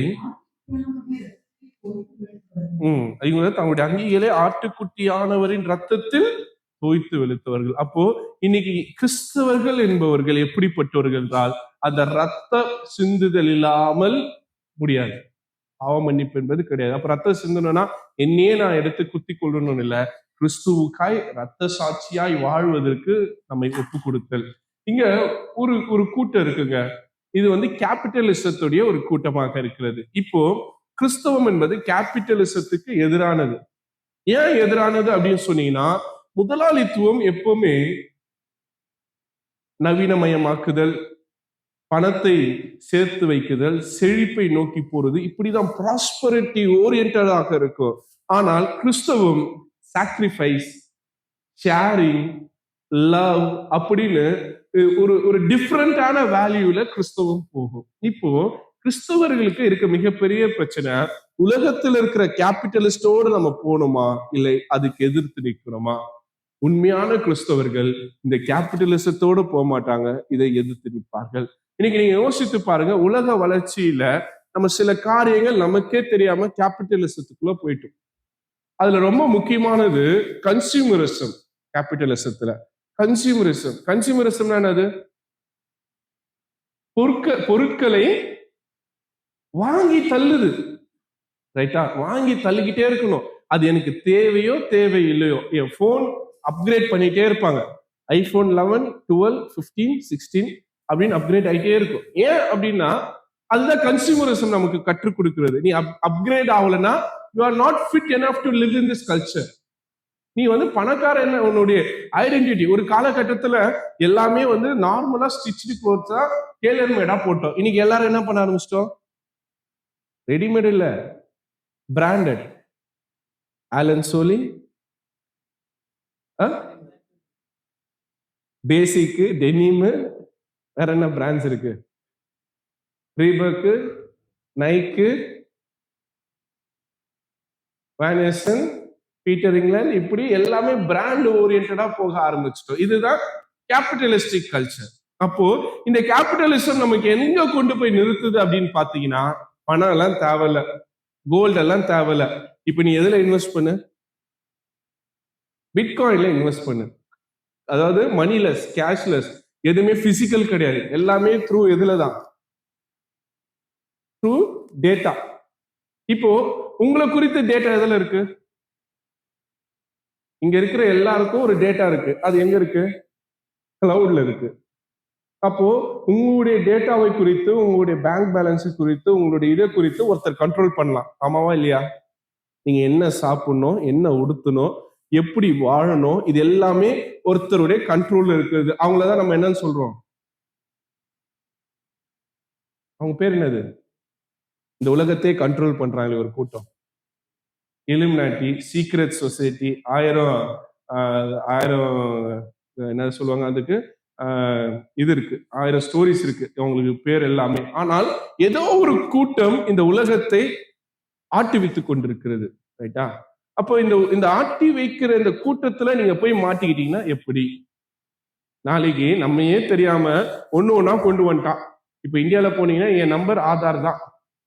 நான் எப்படி ஐடென்டிஃபை பண்ணப்படுவேன்? என்னுடைய நம்பரை வைத்து தான்.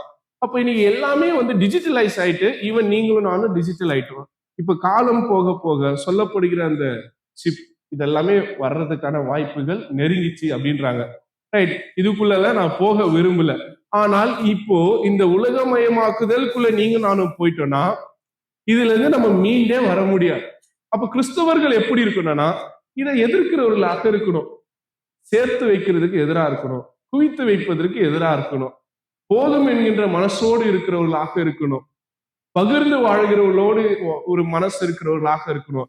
இவர்கள் தான் இந்த வர இருக்கிற ஆபத்திலிருந்து தப்பித்து கொள்ள முடியும். இல்லைன்னா இந்த கூட்டத்தோடு கூட்டமா நம்ம போய் மாட்டிக்க வேண்டியதுதான். அப்ப யோசித்து பாருங்க, நான் செய்யறது, என்னுடைய செயல்பாடுகள், என்னுடைய வாழ்வின் தரங்கள் எல்லாமே பயமா இருக்கு. ஒரு காலத்துல நம்ம சாப்பிட்டு ஒரு தக்காளி நம்ம வீட்டுல மீந்து இருந்தா அதை தூக்கி ஒரு செடியில ஒரு தொட்டில போட்டா அந்த தக்காளி என்ன பண்ணும்? முளைச்சி வரும். இன்னைக்கு நீங்க நான் சாப்பிடுற உணவு ஏதாவது முளைக்குதா? ஒன்னாவது முளைச்சி வருமா? வராது. ஏன் வராது? ஏன்னா மான்சாட்டோன்னு சொல்லப்படுகிற கார்பரேட் உணவை அந்த அடுத்த விதை எடுக்க முடியாத அளவுக்கு என்ன பண்ணி வைத்திருக்கிறான்? அதை கட்டுப்படுத்தி வைத்திருக்கிறான். அவன் கிட்டதான் நீ வாங்கணும். அவன் தான் மொத்த அக்ரிகல்ச்சரே கண்ட்ரோல் பண்றான் மான்சான். இப்போ நம்ம ஊர்ல கோயில் இல்லா ஊர்ல குடியிருக்க கூடாதுன்னு சொல்லுவான். ஏன்னா அந்த பெரிய பெரிய கோயில்களுக்கு மேல கலசம் இருக்கும். நீங்க அந்த கலசத்தை ஓபன் பண்ணி பாத்தீங்கன்னா அதுக்குள்ள என்ன இருக்கும் தெரியுமா? நவதானியங்கள் இருக்கும். ஏன்? ஊரு ஃபுல்லா வெள்ளம் வந்தாலும் அடுத்த தலைமுறை விதை விதைப்பதுக்கு என்ன வேணும்? விதை வேணும். அந்த விதை தான் எங்க வச்சிருப்பான்? கலசத்துல வச்சிருப்பான். அப்போ அடுத்த தலைமுறைக்கு உணவு கொடுக்கணும்னு ஒரு எண்ணம் இருந்தது. இன்னைக்கு நம்ம ஜெனரேஷன் என்ன யோசிக்கிறோம்? நான் சாப்பிட்டா போதும், நான் குடிச்சா போதும், நான் வாழ்ந்தா போதும். அடுத்த தலைமுறைக்கு இருக்குதா இல்லையான்னு கவலையே இல்லாத அளவுக்கு நம்ம வாழ்ந்து கொண்டிருக்கின்றோம். நம்முடைய உணவு மாற்றம் பெற்றுவிட்டது. நம்முடைய வாழ்வு முறை மாற்றம் பெற்றுவிட்டது. ரைட். அப்ப இப்படி இருக்கிற சூழ்நிலையில திருப்பி பழைய நிலைமைக்கு போனா நம்மளால முடியாது. அப்போ நம்ம பழைய நிலைமைக்கு போவோமா இல்ல அடுத்த நிலைக்கு முன்னேறி போயிட்டே இருப்போமா அப்படின்னு பார்த்தோம்னா நம்ம அடுத்த நிலைக்கு முன்னேறி போயிட்டே தான் இருப்போம். இப்ப அடுத்தது ஏஐயோட யுகம் வந்துருச்சு. அடுத்தது என்ன சொல்லுவான்? வேற ஏதோ சொல்லுவான். அப்ப நம்ம அப்கிரேட் ஆகுறேன்னு இந்த கேபிட்டலிஸ்ட் என்ன சொல்றானோ அதுக்கு இந்த திருச்சபையும் இந்த சமுதாயமும் இந்த உலகமும் மாட்டிக்கொள்ளும். நாளைக்கு இதை போட்டாதான் உனக்கு உணவுன்னானா கண்டிப்பா உணவுக்காக அவன் கொடுக்கறது எல்லாத்தையும் நம்ம வாங்கிப்போம். ஆமாவா இல்லையா? இல்லைன்னு சொல்லுவோமா? இது பக்கமே இல்லைன்னு சொல்ல நாளைக்கு அவன் ஒரு சிப்புன்னு ஒண்ணு கொடுத்தா கண்டிப்பா அதுக்கு என்ன பண்ணுவோம்? நம்ம முதல்ல எனக்கு குத்து ரைட். அப்படிதான் கொஞ்சம் கொஞ்சமா நமக்குள்ள இந்த கல்ச்சரை கொண்டு வந்து விட்டுட்டாங்க. இப்போ it's a right time to redefine this. இதை நாம் மறு வாசிப்பு செய்து ரீரீட் பண்ணி நம்மை புதுப்பித்துக் கொள்ளக்கூடிய ஒரு தருணம். திருப்பி உங்களை வந்து ஆதிகால மனுஷனை போய் குகையில வாழுங்கன்னு நான் சொல்லல. இது கரெக்டா? இது என் வாழ்க்கைக்கு தகுதியா? இது என் விசுவாசத்துக்கு தகுதி உள்ளதான்னு யோசித்து பார்க்கணும். இந்த மாதிரி இதுல இருந்து நம்ம தனித்து நிற்கும் பொழுதுதான் இந்த மாதிரி உலகத்துக்குள்ள போய் நம்ம மாட்டிக்க மாட்டோம். இது வந்து ஒரு அண்டர்ஸ்டாண்டிங்காக நான் உங்களிடத்துல கொண்டு வருகிறேன். அடுத்தது 15ஆம் வசனத்துக்குள்ள கொண்டு சொல்லலாம்.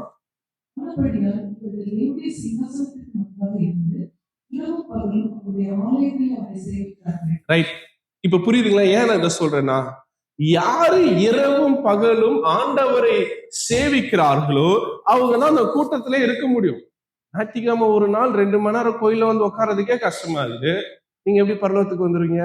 இங்கதான் சேர்த்து சொல்றேன். வசனம் என்ன சொல்லுகிறது? இந்த கூட்டம் யாரு? இரவும் பகலும் அவருடைய வசனம் என்ன சொல்லுது சொல்லுங்க? ஆலயத்துல. ஆலயம் ரொம்ப முக்கியமானது. ஞாயிற்றுக்கிழமை ஒரு நாள் ஆலயத்துக்கு வர்றதே கஷ்டமா இருக்கு. எப்படி நான் அந்த கூட்டத்துல இருப்பேன்? அடுத்தது வாசிங்க.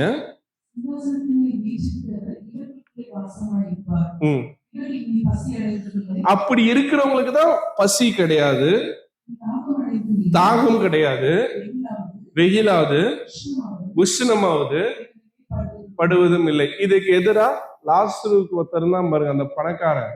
அவனுடைய ஸ்டேட்மெண்ட் என்ன? லாசருடைய விரலின் நுனியிலிருந்து தண்ணி கொடு அப்படின்னா அவனுக்கு என்ன இருக்கு? தாகம் இருக்கு. ஏன் தாகம் இருக்கு? அந்த உஷ்ணத்தை அவனால தாங்க முடியல, அவனுக்கு பசி எடுக்குது. அப்போ நரகம் பரலோகம் என்பதே நம்ம புரிந்து கொண்டோம். பரலோகத்துல நம்ம ஆட்கள் தாடிகார் ஒருத்தர் இருப்பார். அப்போ நான் சின்ன வயசுல இருக்கும்போது, இப்ப இருக்கிறாரு, டிவி வச்சிருக்கிறாரு. சொல்லுவாரு, ஆண்டவர் கூட உட்காந்து கோல்டன் ரோட்ல உட்காந்து ஒரு டேபிள்ல கோல்டன் சேர்ல உட்காந்து நானும் ஆண்டவரை காஃபி குடிச்சேன். ஏய், பரலோகத்துல காஃபியை குடிக்க மாட்டீங்கடா. என்னடா வசனம் என்ன சொல்லுது? அங்க பசி இல்லை தாகமும் இல்லைன்னு. அம்மாளு நேத்து அப்படியே உட்கார்ந்து இருந்த ஆண்டவர் என்னை தரிசனத்துல ஒரு சேர்ல உட்கார வச்சிருந்தாரு, பரலோகத்துல பார்த்தனாரு. அம்மாளுங்க அம்மே ஹல்லே லூயா நானு. அது எங்க வசனம் என்ன சொல்லுது? அங்க பசி கிடையாது, அங்க தாகம் கிடையாது. அங்க எப்படி காஃபி இருந்திருக்கும் பாருங்க. நம்ம முன்னோர்கள் எவ்வளவு பாவப்பட்டவர்களாக இருந்திருக்கிறார். அடுத்தது வாசிப்போம் 17ஆம் வசனத்துல. இவர்களே மேய்த்து. உங்களுக்கு சாதாரண தண்ணி கிடையாது, ஜீவ தண்ணீர். அது அழகா இருக்கும். வாசிக்குமா தொடர்ந்து? நடத்துவார்.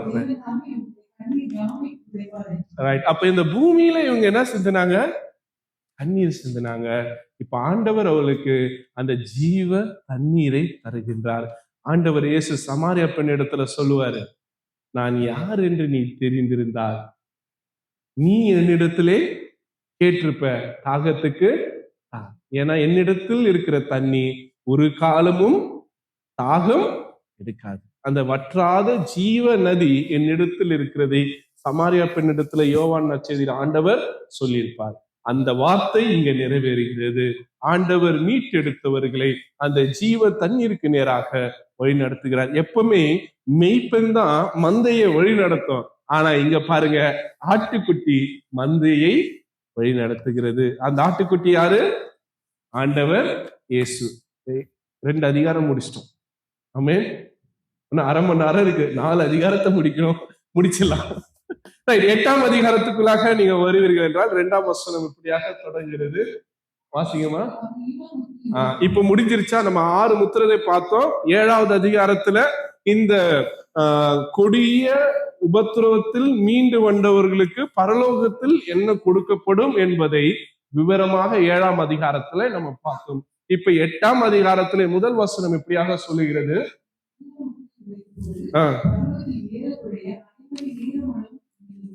ரைட். இது ரொம்ப முக்கியமான ஒரு வார்த்தை. 7ஆம் முத்திரை உடைஞ்சோட எதுவுமே நடக்கல, அமைதி. இந்த அமைதி என்னவென்றால், பொதுவாகவே ஒரு அழிவு வருகிறது என்றால் ஒரு சைலன்ஸ் இருக்கும். அதுதான் சொல்லுவாங்க, அந்த என்னது, புயல் வருவதற்கு முன்னாடி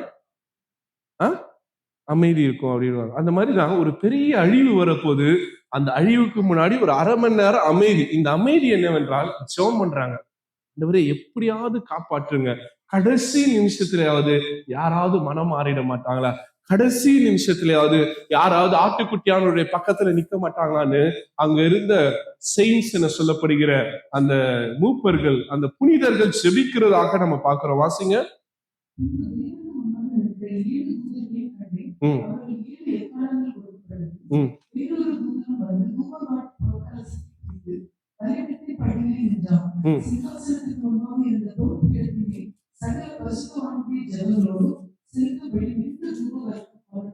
ரைட். அழிவை ஆரம்பிக்கிறதுக்கு முன்னாடி எல்லாருமே ஜெபம் பண்றாங்க. அந்த பரிசுத்தவான்களுடைய ஜெபங்கள், யாரெல்லாம் ரத்த சாட்சியாக மரித்தார்களோ அவங்க எல்லாருமே ஜெபிக்கிறாங்க.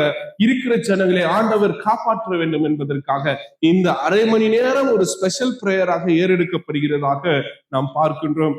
ஏனென்றால் இந்த அழிவுக்கு முன்பாக ஒரு கூட்ட மக்களை காப்பாற்றப்பட வேண்டும் என்று 7ஆம் வசனத்துக்குள்ளாக வாங்க. முதல் எக்காலம் ஊதப்படுகிறது. ரைட். எக்காலம் என்பது என்னவென்றால் ட்ரம்பட் அப்படின்றது வந்து it's instrument to convey A news. நம்ம ஊர்ல என்ன இன்ஸ்ட்ருமெண்ட்?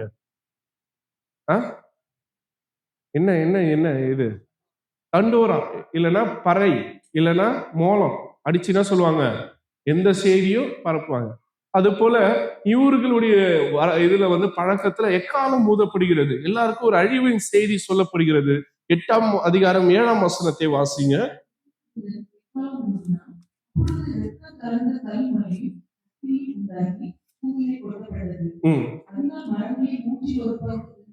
ரைட். 1/3 இயற்கை அழிக்கப்படுகிறது முதல் எக்காலத்தில். அப்ப அழிவு வரும்போது ஸ்டெப் பை ஸ்டெப்பா நம்ம புரிஞ்சுக்கணும். முதல்ல எடுத்தோம்னா உலகம் அழிஞ்சிடாது. உலகத்தில் கடவுள் சிறப்பாக படைத்த இயற்கை 6 நாள் படைச்சாரு. படைக்கும் போது ஒவ்வொன்றும் நல்லது நல்லது நல்லது நல்லது நல்லதுன்னு ரசித்து ரசித்து படைத்த உலகத்தை மனுஷன்ற ஒருத்தனுடைய சுய விருப்பத்தினாலும் சுய நலத்தினாலும் இந்த மொத்த படைப்பையும் ஆண்டவர் அழிக்க கட்டளையிட்டிருக்கிறார். முதல் எக்காலம் ஊதும் போது ஆண்டவர் அழகாக படைத்த அந்த மர செடிகளில் இருக்கக்கூடிய 1/3 அழிந்து போகிறதாக நாம் பார்க்கின்றோம். அடுத்தது வாசிங்க. 2ஆம் எக்காலம் ஊதும் போது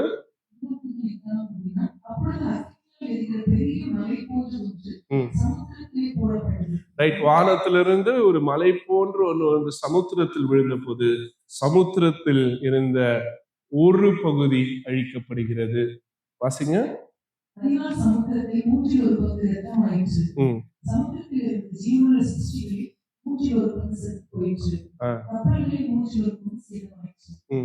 அடுத்தது 10ஆம் வசனத்தை வாசிக்கும் போது 3வது எக்காலம் ஊதப்படுகிறது. அப்பொழுது ஒரு பெரிய நட்சத்திரம் தீவினை போல இருந்து ம். வானத்திலிருந்து விழுந்தது. அது ஆறுகளின் மூன்றில் ஒரு பங்கின் மேலும் நீரூற்றுகளின் மேலும் விழுந்தது.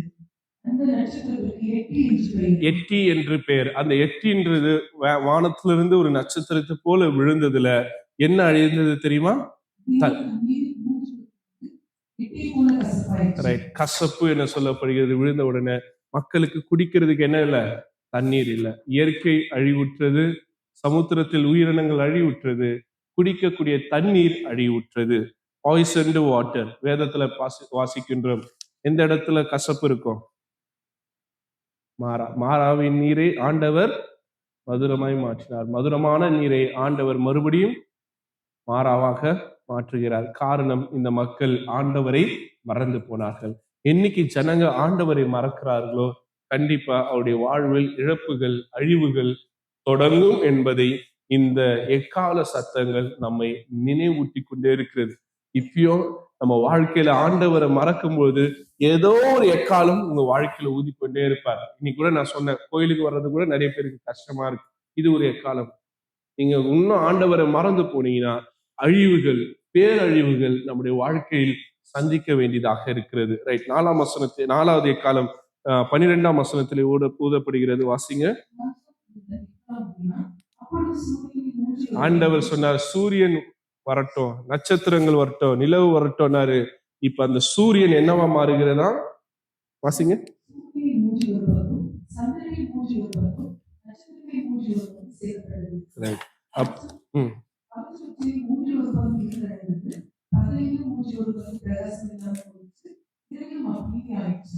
இதோட 8ஆம் அதிகாரம் முடியுதுங்களா? ரைட். இதோட ஆமா, அதுல முக்கியமானது 8ஆம் வசனத்தை 13ஆம் வசனத்தை வாசிங்க.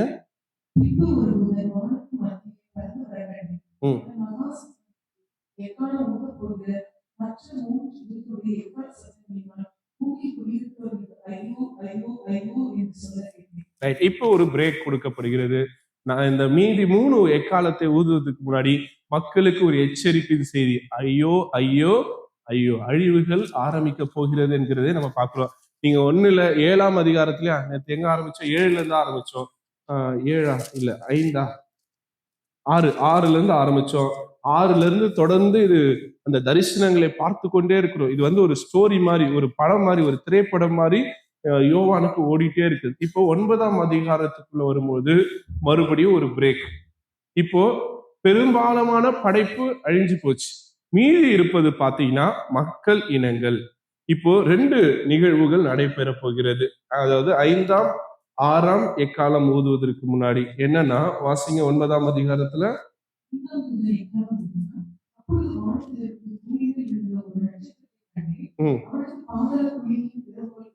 ரைட். இப்ப பாதாளம் உடைக்கப்படுகிறது. அந்த நட்சத்திரம் பாதாளத்துடைய சாவியை திறந்து பாதாளத்திலிருந்து ஒரு மிருகம் வருது. அந்த மிருகம் எப்படி இருக்குதா? ஒரு பிக்சர் இருக்கு பாருங்களேன். அது பாக்குறதுக்கு லோகஸ்ட் மாதிரி. லோகஸ்ட் என்னது? வெட்டிக்கிளி மாதிரி இருக்கு. ஆனா அதுக்கு என்ன கொடுக்கப்பட்டிருக்கு? தேளுடைய குடுக்கு கொடுக்கப்பட்டிருக்கிறது, ஸ்டிங் கொடுக்கப்பட்டிருக்கிறது. அவருடைய முகம் மனுஷனுடைய முகமா இருக்கிறது. அதோடைய முடி பெண்ணின் முடி போல இருக்கிறது. அதோடைய தலையில ஒரு கிரீடம் கொடுக்கப்பட்டிருக்கிறது. இது மக்களை கொடுமையாய் கொத்தி அவங்களே அழிவுக்குள்ளாக தள்ளி கொண்டிருக்கிறது. ரைட். நீங்க உடனே இப்படி ஒரு மிருகம் பூமியில இருந்து வரும் நினைச்சிடாதீங்க. மிருகன்றது யார்தான்? நான் ஆரம்பத்துல சொல்லிட்டு இருக்கேன், மிருகன்றது யார்தான்? நம்ம தான். இப்படிப்பட்ட மனிதர்கள் அந்த நாட்கள்ல தங்களுடைய சுய ரூபத்தை காட்டுவார்கள். இவங்க அத ஜான் டிஸ்கிரைப் பண்றாரு. வாசிங்க தொடர்ந்து. அதுல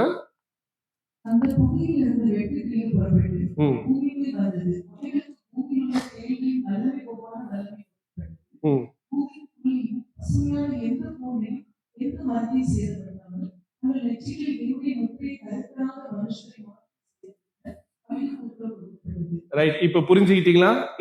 இதோடைய போக்கஸ் முத்திரை போட்டவங்க கிடையாது, ஆண்டவருக்காக பாதுகாக்கப்பட்டவங்க கிடையாது. இந்த கன்சியூமரிஸ்ட், இந்த கேபிட்டலிசத்துல, உலகமயமாக்குதல, உலகத்துக்கு பின்னாடி போய் மாட்டி இருக்கிறாங்களே, அவங்களதான் இவங்க குடும்பப்படுத்துவான். ஏய், நீ தானே வந்த, வா, உனக்கு இதுதான் தண்டனை சொல்லி இந்த தேளு கொட்டுறது போல கொட்டிக்கிட்டே இருப்பான். வாழவும் முடியாது, சாகவும் முடியாது. தேள் கடிச்சு அவ்வளவு சீக்கிரம் சாவும் வந்துடாது. அந்த அளவுக்கு ஒரு கொடுமையான ஒரு வாழ்க்கையை இந்த பூமியின் அடியில் வந்த இந்த வெட்டுக்கிளிகள் கொடுக்கும். நீங்க இதை அப்படியே பிக்சரைஸ் பண்ணிடாதீங்க. இந்த மாதிரி ஒரு மிருக வரலாம் நினைக்காதீங்க. இப்படிப்பட்ட மனிதர்கள் அப்போ இருப்பாங்க. அவங்க அதிகாரிகளாக இருப்பாங்க, இல்ல தலைவர்களாக இருப்பாங்க, பிரதம மந்திரிகளாக இருப்பாங்க, அரசியல்வாதிகளாக இருப்பாங்க. இப்படி தப்பித்து கொண்டு, அதாவது அந்த முத்திரை போடாமல் இருக்கிற மக்களை தண்டித்து கொண்டே இருப்பார்கள். இதுதான் ஒரு மிகப்பெரிய அழிவாக நாம் பார்க்கின்றோம். அடுத்தது வாசிங்க.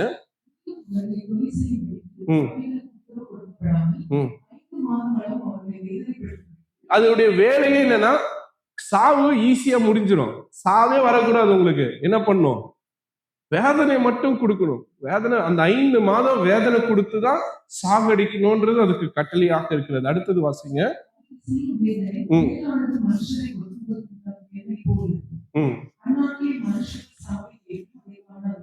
அவங்க சாகணும்னு நினைப்பாங்க, அவங்களால என்ன பண்ண முடியாது? சாக முடியாது. மரணம் அவங்களுக்கு அவ்வளவு ஈஸியா வந்துடாது. அப்ப அவ்வளவு உபத்திரவங்களே அவர்கள் சந்திக்க வேண்டியதாக இருக்கிறது. அடுத்தது வாசிங்க.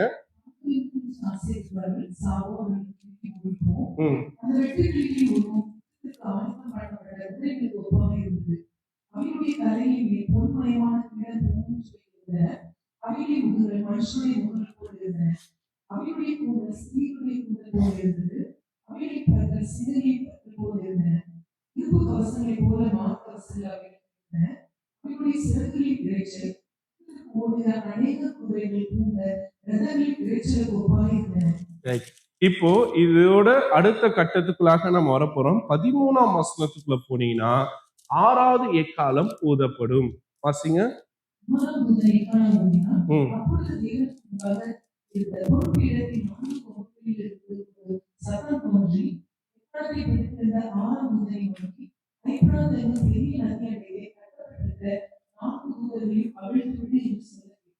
இப்போ இந்த 4 தூதர்கள் ரிலீஸ் ஆனோன்னு, இந்த 4 தூதர்களுடைய வேலை மக்களை அழிவுக்குள்ளாக கொண்டு செல்வதற்கு. அப்ப என்ன பண்றாங்க? 200 கோடி குதிரைகளை, அதாவது அழிவுக்கிற குதிரை படையை இவர்கள் இறக்கி விடுவார்கள். இந்த குதிரை எப்படி இருக்கும்னு பாத்தீங்கன்னா, சிங்கத்தின் தலையை போல, புகை நெருப்பு போல இருக்கும். அதோடைய வாளு பாம்பை போல இருக்கும். இந்த குதிரைகள், இந்த குதிரை படை என்ன பண்ணும்? பூமியில் இருக்கக்கூடிய 3இல் 1 பகுதி மக்களை கொலை செய்து முடியும். அப்படின்னா அழிவுக்குள்ளாக இவர்கள் போக போறாங்க. அந்த அழிவு தொடங்கி விட்டது என்பதை நாம் புரிந்து கொள்ளலாம். சரி, இவ்வளவு அழிவு நடக்குது, இந்த மீதி இருக்கிற ஜனங்க மனம் மாறுவாங்கன்னு நினைக்கிறீங்களா? கண்டிப்பா மாற மாட்டாங்க. 20ஆம் வசனம் அதான் சொல்லுது. 20ஆம் வசனத்தை வாசிங்க.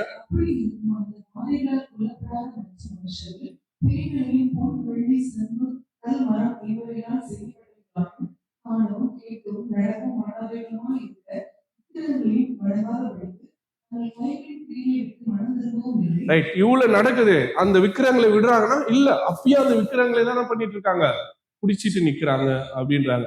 ஏன் மறுபடியும் ஆண்டவர் வாய்ப்பு கொடுக்கிறார்? எப்படியாவது இவங்க மனம் மாறிடுவாங்க, இவங்களை காப்பாத்திலான்னு. ஆனா இந்த ஜனங்க எவ்வளவு உபத்திரவங்கள் வந்தாலும், எவ்வளவு போராட்டங்கள், எவ்வளவு துன்பப்படுத்தல், எவ்வளவு நெருக்கங்கள் வந்தாலும் அவங்க மனம் மாறலன்றத 20ஆம் வசனம் சொல்லி கொடுக்கிறது. 21ஆம் வசனத்தை வாசிங்க.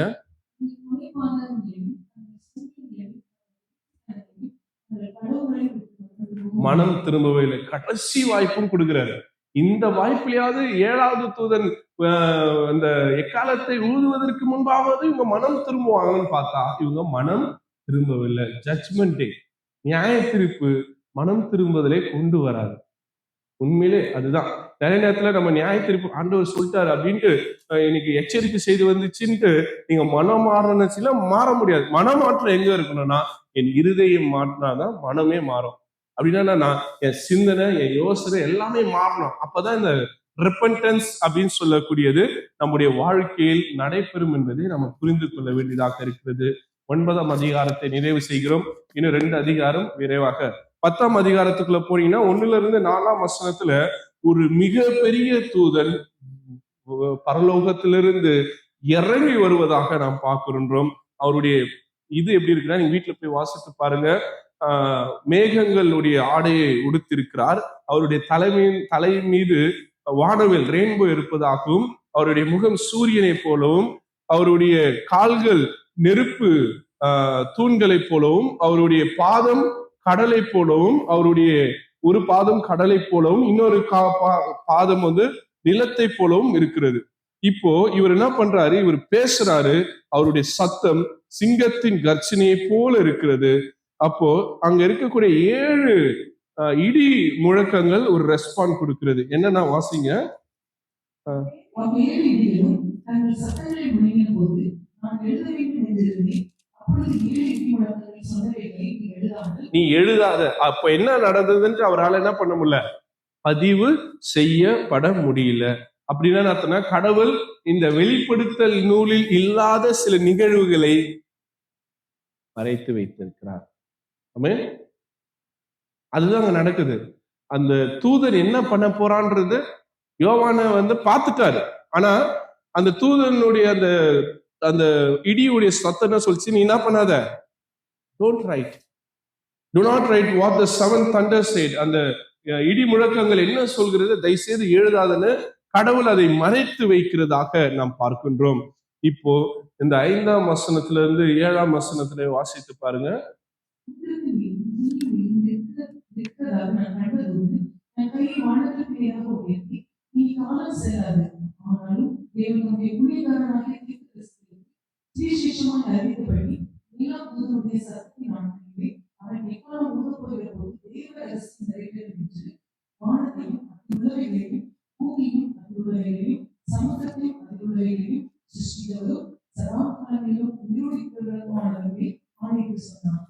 அப்போ இந்த 7வது தூதன் அந்த ஊதும் போதுதான் ஆண்டவர் ஒரு ரகசியத்தை மறைத்தார்ல, அது வெளிப்படும். அது யாருக்கு தெரியும்? யாருக்கும் தெரியாது. தெரிந்தவரும் உயிரோடு இல்லை. அது யாருக்கு தான் தெரிஞ்சது? யோவானுக்கு தான் தெரிஞ்சது. அதனால யோவான் அதை எழுதவும் இல்லை. அப்ப அந்த ரகசியம் எப்போ நமக்கு தெரியும் என்றால், 7ஆம் தூதன் அந்த 7வது எக்காலத்தை ஊதும் போது ஆண்டவர் அந்த ரகசியத்தை வெளிப்படுத்துவார். அதுக்கு முன்னாடி ஒரு எச்சரிப்பின் செய்தி நமக்கு வந்துருச்சு, இனி காலம் செல்லாது. அடுத்தது 8ஆம் வசனத்துல இருந்து 11ஆம் வசனத்தை வாசித்தீங்கன்னா, ஏசாயால வருவது போலதான். ஏசாயால வந்து ஒரு கோல், ஒரு துரட்டை கொடுப்பாங்க. இங்க வந்து ஒரு கிரால கொடுக்குறாங்க, ஒரு என்னது, ஒரு படிவத்தை சுருட்டி கொடுக்குறாங்க. இது என்ன அப்படின்னு கேட்கிறார், வாசிங்க.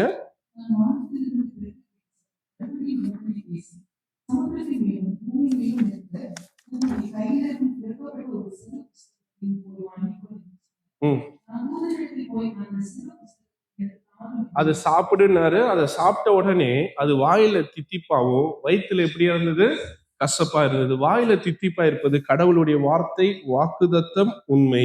வயிற்றுக்குள்ள போகும்போது அது நீதியாகும், நியாய தீர்ப்புமாக இருக்கிறது. அப்ப அடுத்தது அந்த தேவதூதர் யோவான் இடத்துல என்ன சொல்றாரு, நீ போய் தீர்க்க தரிசனம் சொல்லுன்றார். வாசிங்க அந்த வசனத்தை.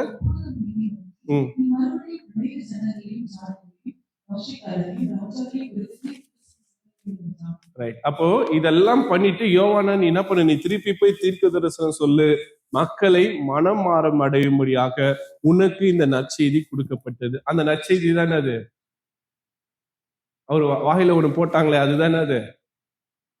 அதுதான் வெளிப்படுத்தின விசேஷம். நான் தான் சொல்லுவேன், வெளிப்படுத்தின சுவிசேஷம். ஏன்னா நம்ம மார்க்கு, மத்தேயு, மார்க்கு, லூக்கா, யோவான் தானே சொல்லுவோம் சுவிசேஷம். அதே போல வெளிப்படுத்தலும் சுவிசேஷம். இது கர்த்தர் யோவானுடைய வயிற்றிலே கொடுத்திருக்கிறார். அதை தான் நம்ம படித்து கொண்டிருக்கிறோம். ரைட். இதோட 10ஆம் அதிகாரம் நிறைவு செய்கிறது. இன்னும் 2 நிமிஷத்துல 11ஆம் அதிகாரத்தையும் முடிச்சலாம். 11ஆம் அதிகாரத்துல 2 பிரிவு. முதல் பிரிவு 1-2 வசனம். அதுல அளக்க சொல்றாங்க. எது அளக்க சொல்றாங்கன்னா, ஆண்டவருடைய கோயிலை அளக்க சொல்றாங்க. முதல் வசனத்தை வாசிங்க.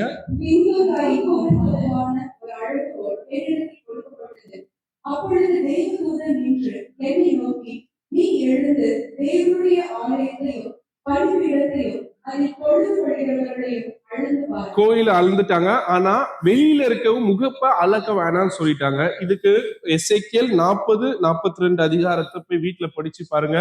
இதுக்கான காரணம் அங்க உங்களுக்கு புரிஞ்சு கொள்ளலாம். அதே போல செகரியா 2ஆம் அதிகாரத்திலும் இது வருகிறது. ரைட். இப்போ 42 மாதங்கள் அப்படின்றது ஒரு கணக்கு கொடுக்கப்படுகிறது. 3.5 வருஷம். இந்த 3.5 வருஷம் எதுக்கானது அப்படின்னு பாத்தீங்கன்னா, இயேசுசாமி எத்தனை வருஷம் ஊழியம் பண்ணாரு? 3.5 வருஷம். அதுக்கு ஒப்பான காலங்கள் துன்புறுத்தல், சிம்பிள் ஆஃப் பெர்சிக்யூஷனாக நமக்கு கொடுக்கப்படுகிறது. அப்ப இந்த 3 வருஷம் நமக்கு வந்து ஒரு பெரும் துன்ப காலமாக அமையும் என்கின்ற ஒரு செய்தி இந்த முதல் 2 வசனத்தில் கொடுக்கப்படுகிறது. ரைட். அடுத்தது 3ஆம் வசனத்திலிருந்து 14ஆம் வசனம் பாத்தீங்கன்னா 2 சாட்சிகள் 1260 நாட்கள் அவங்க என்ன பண்ணுவாங்க, தீர்க்க தரிசனம் சொல்லுவாங்க. இதுவும் எதற்காகனா அதே 3 வருஷம் ஆண்டவருடைய திருப்பணியின் காலத்துடைய சிம்பாலிக் ஐடென்டிபிகேஷன். ரைட்டா? இப்ப இதெல்லாம் எதுக்காக நமக்கு அடையாளப்படுத்தப்படுகிறது என்றால், மோசே காலத்தில் வந்த அந்த வாதைகள், எலியா காலத்தில் வந்த பரலோகத்திலிருந்து இறங்கின அந்த ரதம், இது எல்லாத்தையும் இது வெளிப்படுத்துகிறதாக இருக்கிறதுன்றாங்க. இப்போ இந்த வர இருக்கின்ற அந்த மிருகத்தை பற்றியும், அடுத்தது பூமி எப்படி கர்த்தருக்கு எதிராக மாறி இருக்கிறதை குறித்தும் இந்த 11ஆம் அதிகாரத்துல இருக்கிறது. ரைட். இப்போ நிறைவாக நான் சொல்ல வருவது என்னன்னா, திருச்சபை துன்புறுத்தலை சந்திக்கும். துன்புறுத்தலில் திருச்சபை பாதிக்கப்படும். ஆனால் ஒரு காலமும் திருச்சபை தோற்று போகாது. விசுவாசிக்கிறவங்க ஹல்லேலூயா சொல்லுங்க. நான் நிறைவு செய்கிறேன். நீங்க போய் மத்தது அப்படியே நீங்க நம்ம கேட்டதெல்லாம் நீங்க படிச்சு பாருங்க. இத்தனை உபத்திரவத்திலும் திருச்சபை நிலை நிறுத்தப்பட்டது. காரணம், திருச்சபை ஆண்டவர் இயேசு தம் ரத்தத்தினாலே கட்டி எழுப்பினதாக இருக்கிறது. அப்ப யாரெல்லாம் திருச்சபைக்குள்ளாக ஆண்டவருக்குள்ளாக இருக்கிறார்களோ அவர்கள் பாதுகாக்கப்படுவார்கள். எத்தனை உபத்திரவங்களும், எத்தனை போராட்டங்களும், எத்தனை அழிவுகள் வந்தாலும் கர்த்தர் நம்மை பாதுகாக்க வல்லவராக இருக்கிறார் என்பதுதான் இந்த 11 அதிகாரங்களிலிருந்து நம்ம புரிந்து கொண்ட ஒரு செய்தியாக இருக்கிறது. நேரம் அதிகமாயிடுச்சு, நான் முடித்து விடுகின்றேன். அருமையான தேவச்சனமே, கர்த்தர் அவர் நல்லவராக இருக்கிறார். இந்த 3 நாட்கள் 11 அதிகாரத்தை நம்ம சுருக்கமாய் பார்த்தோம். நிறைய இருக்கிறது. எனக்கே நான் நீதி செய்தனா கண்டிப்பா கிடையாது. பட் ஒரு சின்ன சின்ன உரசல்களை உங்க மனசுல ஏற்படுத்தி இருக்கிறேன். உங்க சின்ன சின்ன அந்த ஒரு கியூரியாசிட்டியை நான் தூண்டி விட்டிருக்கிறேன், நான் நம்புறேன். இதை நீங்க தொடர்ந்து படிங்க. ஆண்டவர் உங்களுக்கு புதிய புதிய வெளிப்பாடுகளே கொடுப்பார். நான் ஆரம்பத்துல சொன்னதுதான், நான் சொன்னதுதான் கரெக்ட்னு நீங்க எடுத்துக்காதீங்க. ஆண்டவர் உங்களுக்கு இன்னும் புதிய வகையிலே அதை கொண்டு செல்வார். என் வாழ்க்கையில நான் அப்படிதான் இருந்திருக்கிறேன். நான் என் வாழ்க்கையில பிறந்த மட்டும் நான் ஒன்றும் பெரிய அறிவாளி கிடையாது. எங்க அம்மா வந்து நான் வயிற்றுல இருக்கும்போது ஒரு ஜெபம் பண்ணாங்க. சாமி, இது ஆம்பளை புள்ளியா இருந்தா ஊழியத்துக்கு 1000 ஒப்பு கொடுக்குறேன்னாங்க. பிறந்ததுல இருந்து ஒரு பலவீனமான ஒரு குழந்தையா தான் வளர்ந்தேன். 75-100 நாள் ஸ்கூலுனா 50 நாள் கூட ஸ்கூலுக்கு போக மாட்டேன். வீசிங்கு, ஜுரம், இப்படியே தான் வீட்டுல இருப்பேன். இப்படிப்பட்ட ஒரு குழந்தைய ஆண்டவருக்குன்னு எப்படி அர்ப்பணிக்கலான்னு நிறைய பேர் கேட்ட நாட்கள் உண்டு. எங்க அம்மாவுடைய ஜெபம், கர்த்தர் என்னை ஒரு வயது வரும்போது என்னை அவர் வந்து சந்தித்தார். அப்ப நான் வந்து ஆண்டவரிடத்துல சொன்ன மிக முக்கியமான காரியம், என்னால வந்து நல்லா பேச முடியாது. ஸ்கூல்ல இருந்தே எனக்கு ரொம்ப மோசையை போல திக்குவாய் நிறைய. இப்ப கூட என் கூட க்ளோஸா இருக்கிறவங்களுக்கு நல்லா தெரியும், நான் நிறைய இடத்துல திக்குவேன். அந்த வார்த்தைகள் கூட நீங்க நிறைய வந்து என்ன ஐயா இப்படி மாத்தி சொல்றாருன்னா, அது என்னுடைய அந்த ஒரு பிரச்சனை திக்கிறதுனால. அப்ப நான் யோசித்தது வந்து, நான் ஊழியத்துக்கு தகுதி இல்லாதவன் அப்படின்னு நான் அதுல இருந்து விலகிட்டேன். ஆனாலும் கர்த்தர் என்னை ஊழியத்துல கொண்டு வந்து நிறுத்தினார். அன்னில இருந்து நான் கேள்வி கேட்டுட்டே இருக்கிறேன். ஏன் சாமி, ஏன் ஏன் ஏன்? அந்த கேள்விகளுக்கு ஆண்டவர் பதில் அளித்து கொண்டே இருக்கிறார். 22 வயசுல நான் ஆயருக்கு செலக்ட் ஆனேன். 26 வயசுல நான் ஆயர் அருட்பொழிவு பெற்றேன். இந்த 26 வயசுல இருந்து இம்மட்டும் இந்த டிராவலை நான் திரும்பி பார்க்கிறேன். கொஞ்சம் கூட தகுதி இல்லாத ஆண்டவர் ஏதோ ஒரு காரணத்துக்காக அழைத்து இவ்வளவு ஞானத்தை கொடுத்திருக்கிறார் என்றால் அதுக்கு நான் தகுதியே இல்லைன்னு எனக்கு நல்லாவே தெரியும். ஏதோ சாமி என்னை குறித்து ஒரு திட்டம் வச்சிருக்கிறாருன்னு நான் நம்புறேன். அதே போலதான் நீங்கள் யாரா வேணா இருக்கலாம். நீங்க இன்னைக்கு சும்மா இந்த இடத்துல இல்லை. நீங்க இன்னைக்கு உங்களுடைய லீவ், லாங் வெக்கேஷன் நிறைய பிளான் பண்ணிருக்கலாம். ஆனா ஏன் கர்த்தர் உங்களை கொண்டு வந்து நிறுத்தினாருன்னு எனக்கு தெரியாது. ஆனா கர்த்தருக்கு தெரியும். கர்த்தர் ஏதோ ஒரு திட்டத்துக்காக தான் இந்த 3 நாட்களும் உங்களை கொண்டு வந்து இங்கே வைத்திருக்கிறார். இன்னைக்கு இந்த 3 நாட்களும் சரி, இல்லை இன்னைக்கு வந்தவங்களும் சரி, ஏதோ ஒரு வார்த்தை உங்க இருதயத்துல பேசியிருக்கோம். தொடர்ந்து படிங்க. ஆண்டவர் ஊழியக்காரர்களுக்கு வழியாக உங்ககிட்ட பேசுவதை காட்டிலும் உங்ககிட்ட அவர் இன்னும் அதிகமாக பேச வல்லவராக இருக்கிறார். என்கிட்ட அப்படிதான் பேசியிருக்கிறார் சாமி. நான் நிறைய நேரங்கள்ல ஊழியக்காரங்களுடைய பிரசங்களை கேட்டு என்கிட்ட அவர் பேசுறதை வச்சு நான் கம்பேர் பண்ணும்போது இதை விட நிறைய தகவல்கள் நான் புரிஞ்சுக்கிட்டது உண்டு. நான் சொன்னதை மட்டும் நீங்க யோசிச்சுட்டு உட்காராதீங்க. தொடர்ந்து படிங்க. இந்த 11 அதிகாரத்துல மலை போன்ற உண்மைகளை ஆண்டவர் கொட்டி வைத்திருக்கிறார். இந்த வெளிப்படுத்தல் நூல் என்பது நம்ம படிக்க படிக்க புதிய புதிய உண்மைகளை நமக்கு கற்றுக் கொடுத்து கொண்டே இருக்கிறது. நான் ஜஸ்ட் ஒரு கீறலை தான் போட்டிருக்கேன். உங்க கியூரியாசிட்டியை நான் தொடங்கி வைத்திருக்கிறேன். தொடர்ந்து நீங்கள் வார்த்தைகளை தியானிக்கும் போது கர்த்தர் திட்டமாய் உங்களிடத்திலே பேச வல்லவராக இருக்கிறார். தொடர்ந்து இந்த நாளிலும் இந்த 3 நாட்களிலும் வந்த ஒவ்வொருவருக்கும் என்னுடைய இருதயத்தின் ஆழத்திலிருந்து நான் நன்றிகளை தெரிவித்துக் கொள்ளுகின்றேன். இந்த வாய்ப்பை நான் ஆண்டவருடைய கிருபையாக எண்ணி கர்த்தருக்கு ஸ்தோத்திரம் செலுத்துகின்றேன். கர்த்தர் உங்களையும் உங்கள் குடும்பங்களையும் ஆசீர்வதிப்பாராக. ஒருவேளை வாய்ப்பு இருக்குமானால் ஏதாவது ஒரு நாட்களை இந்த புத்தகத்தை நாம் நிறைவு செய்ய கர்த்தர் அதுக்கான வழிவாசல்களை நமக்கு திறந்து கொடுப்பார்.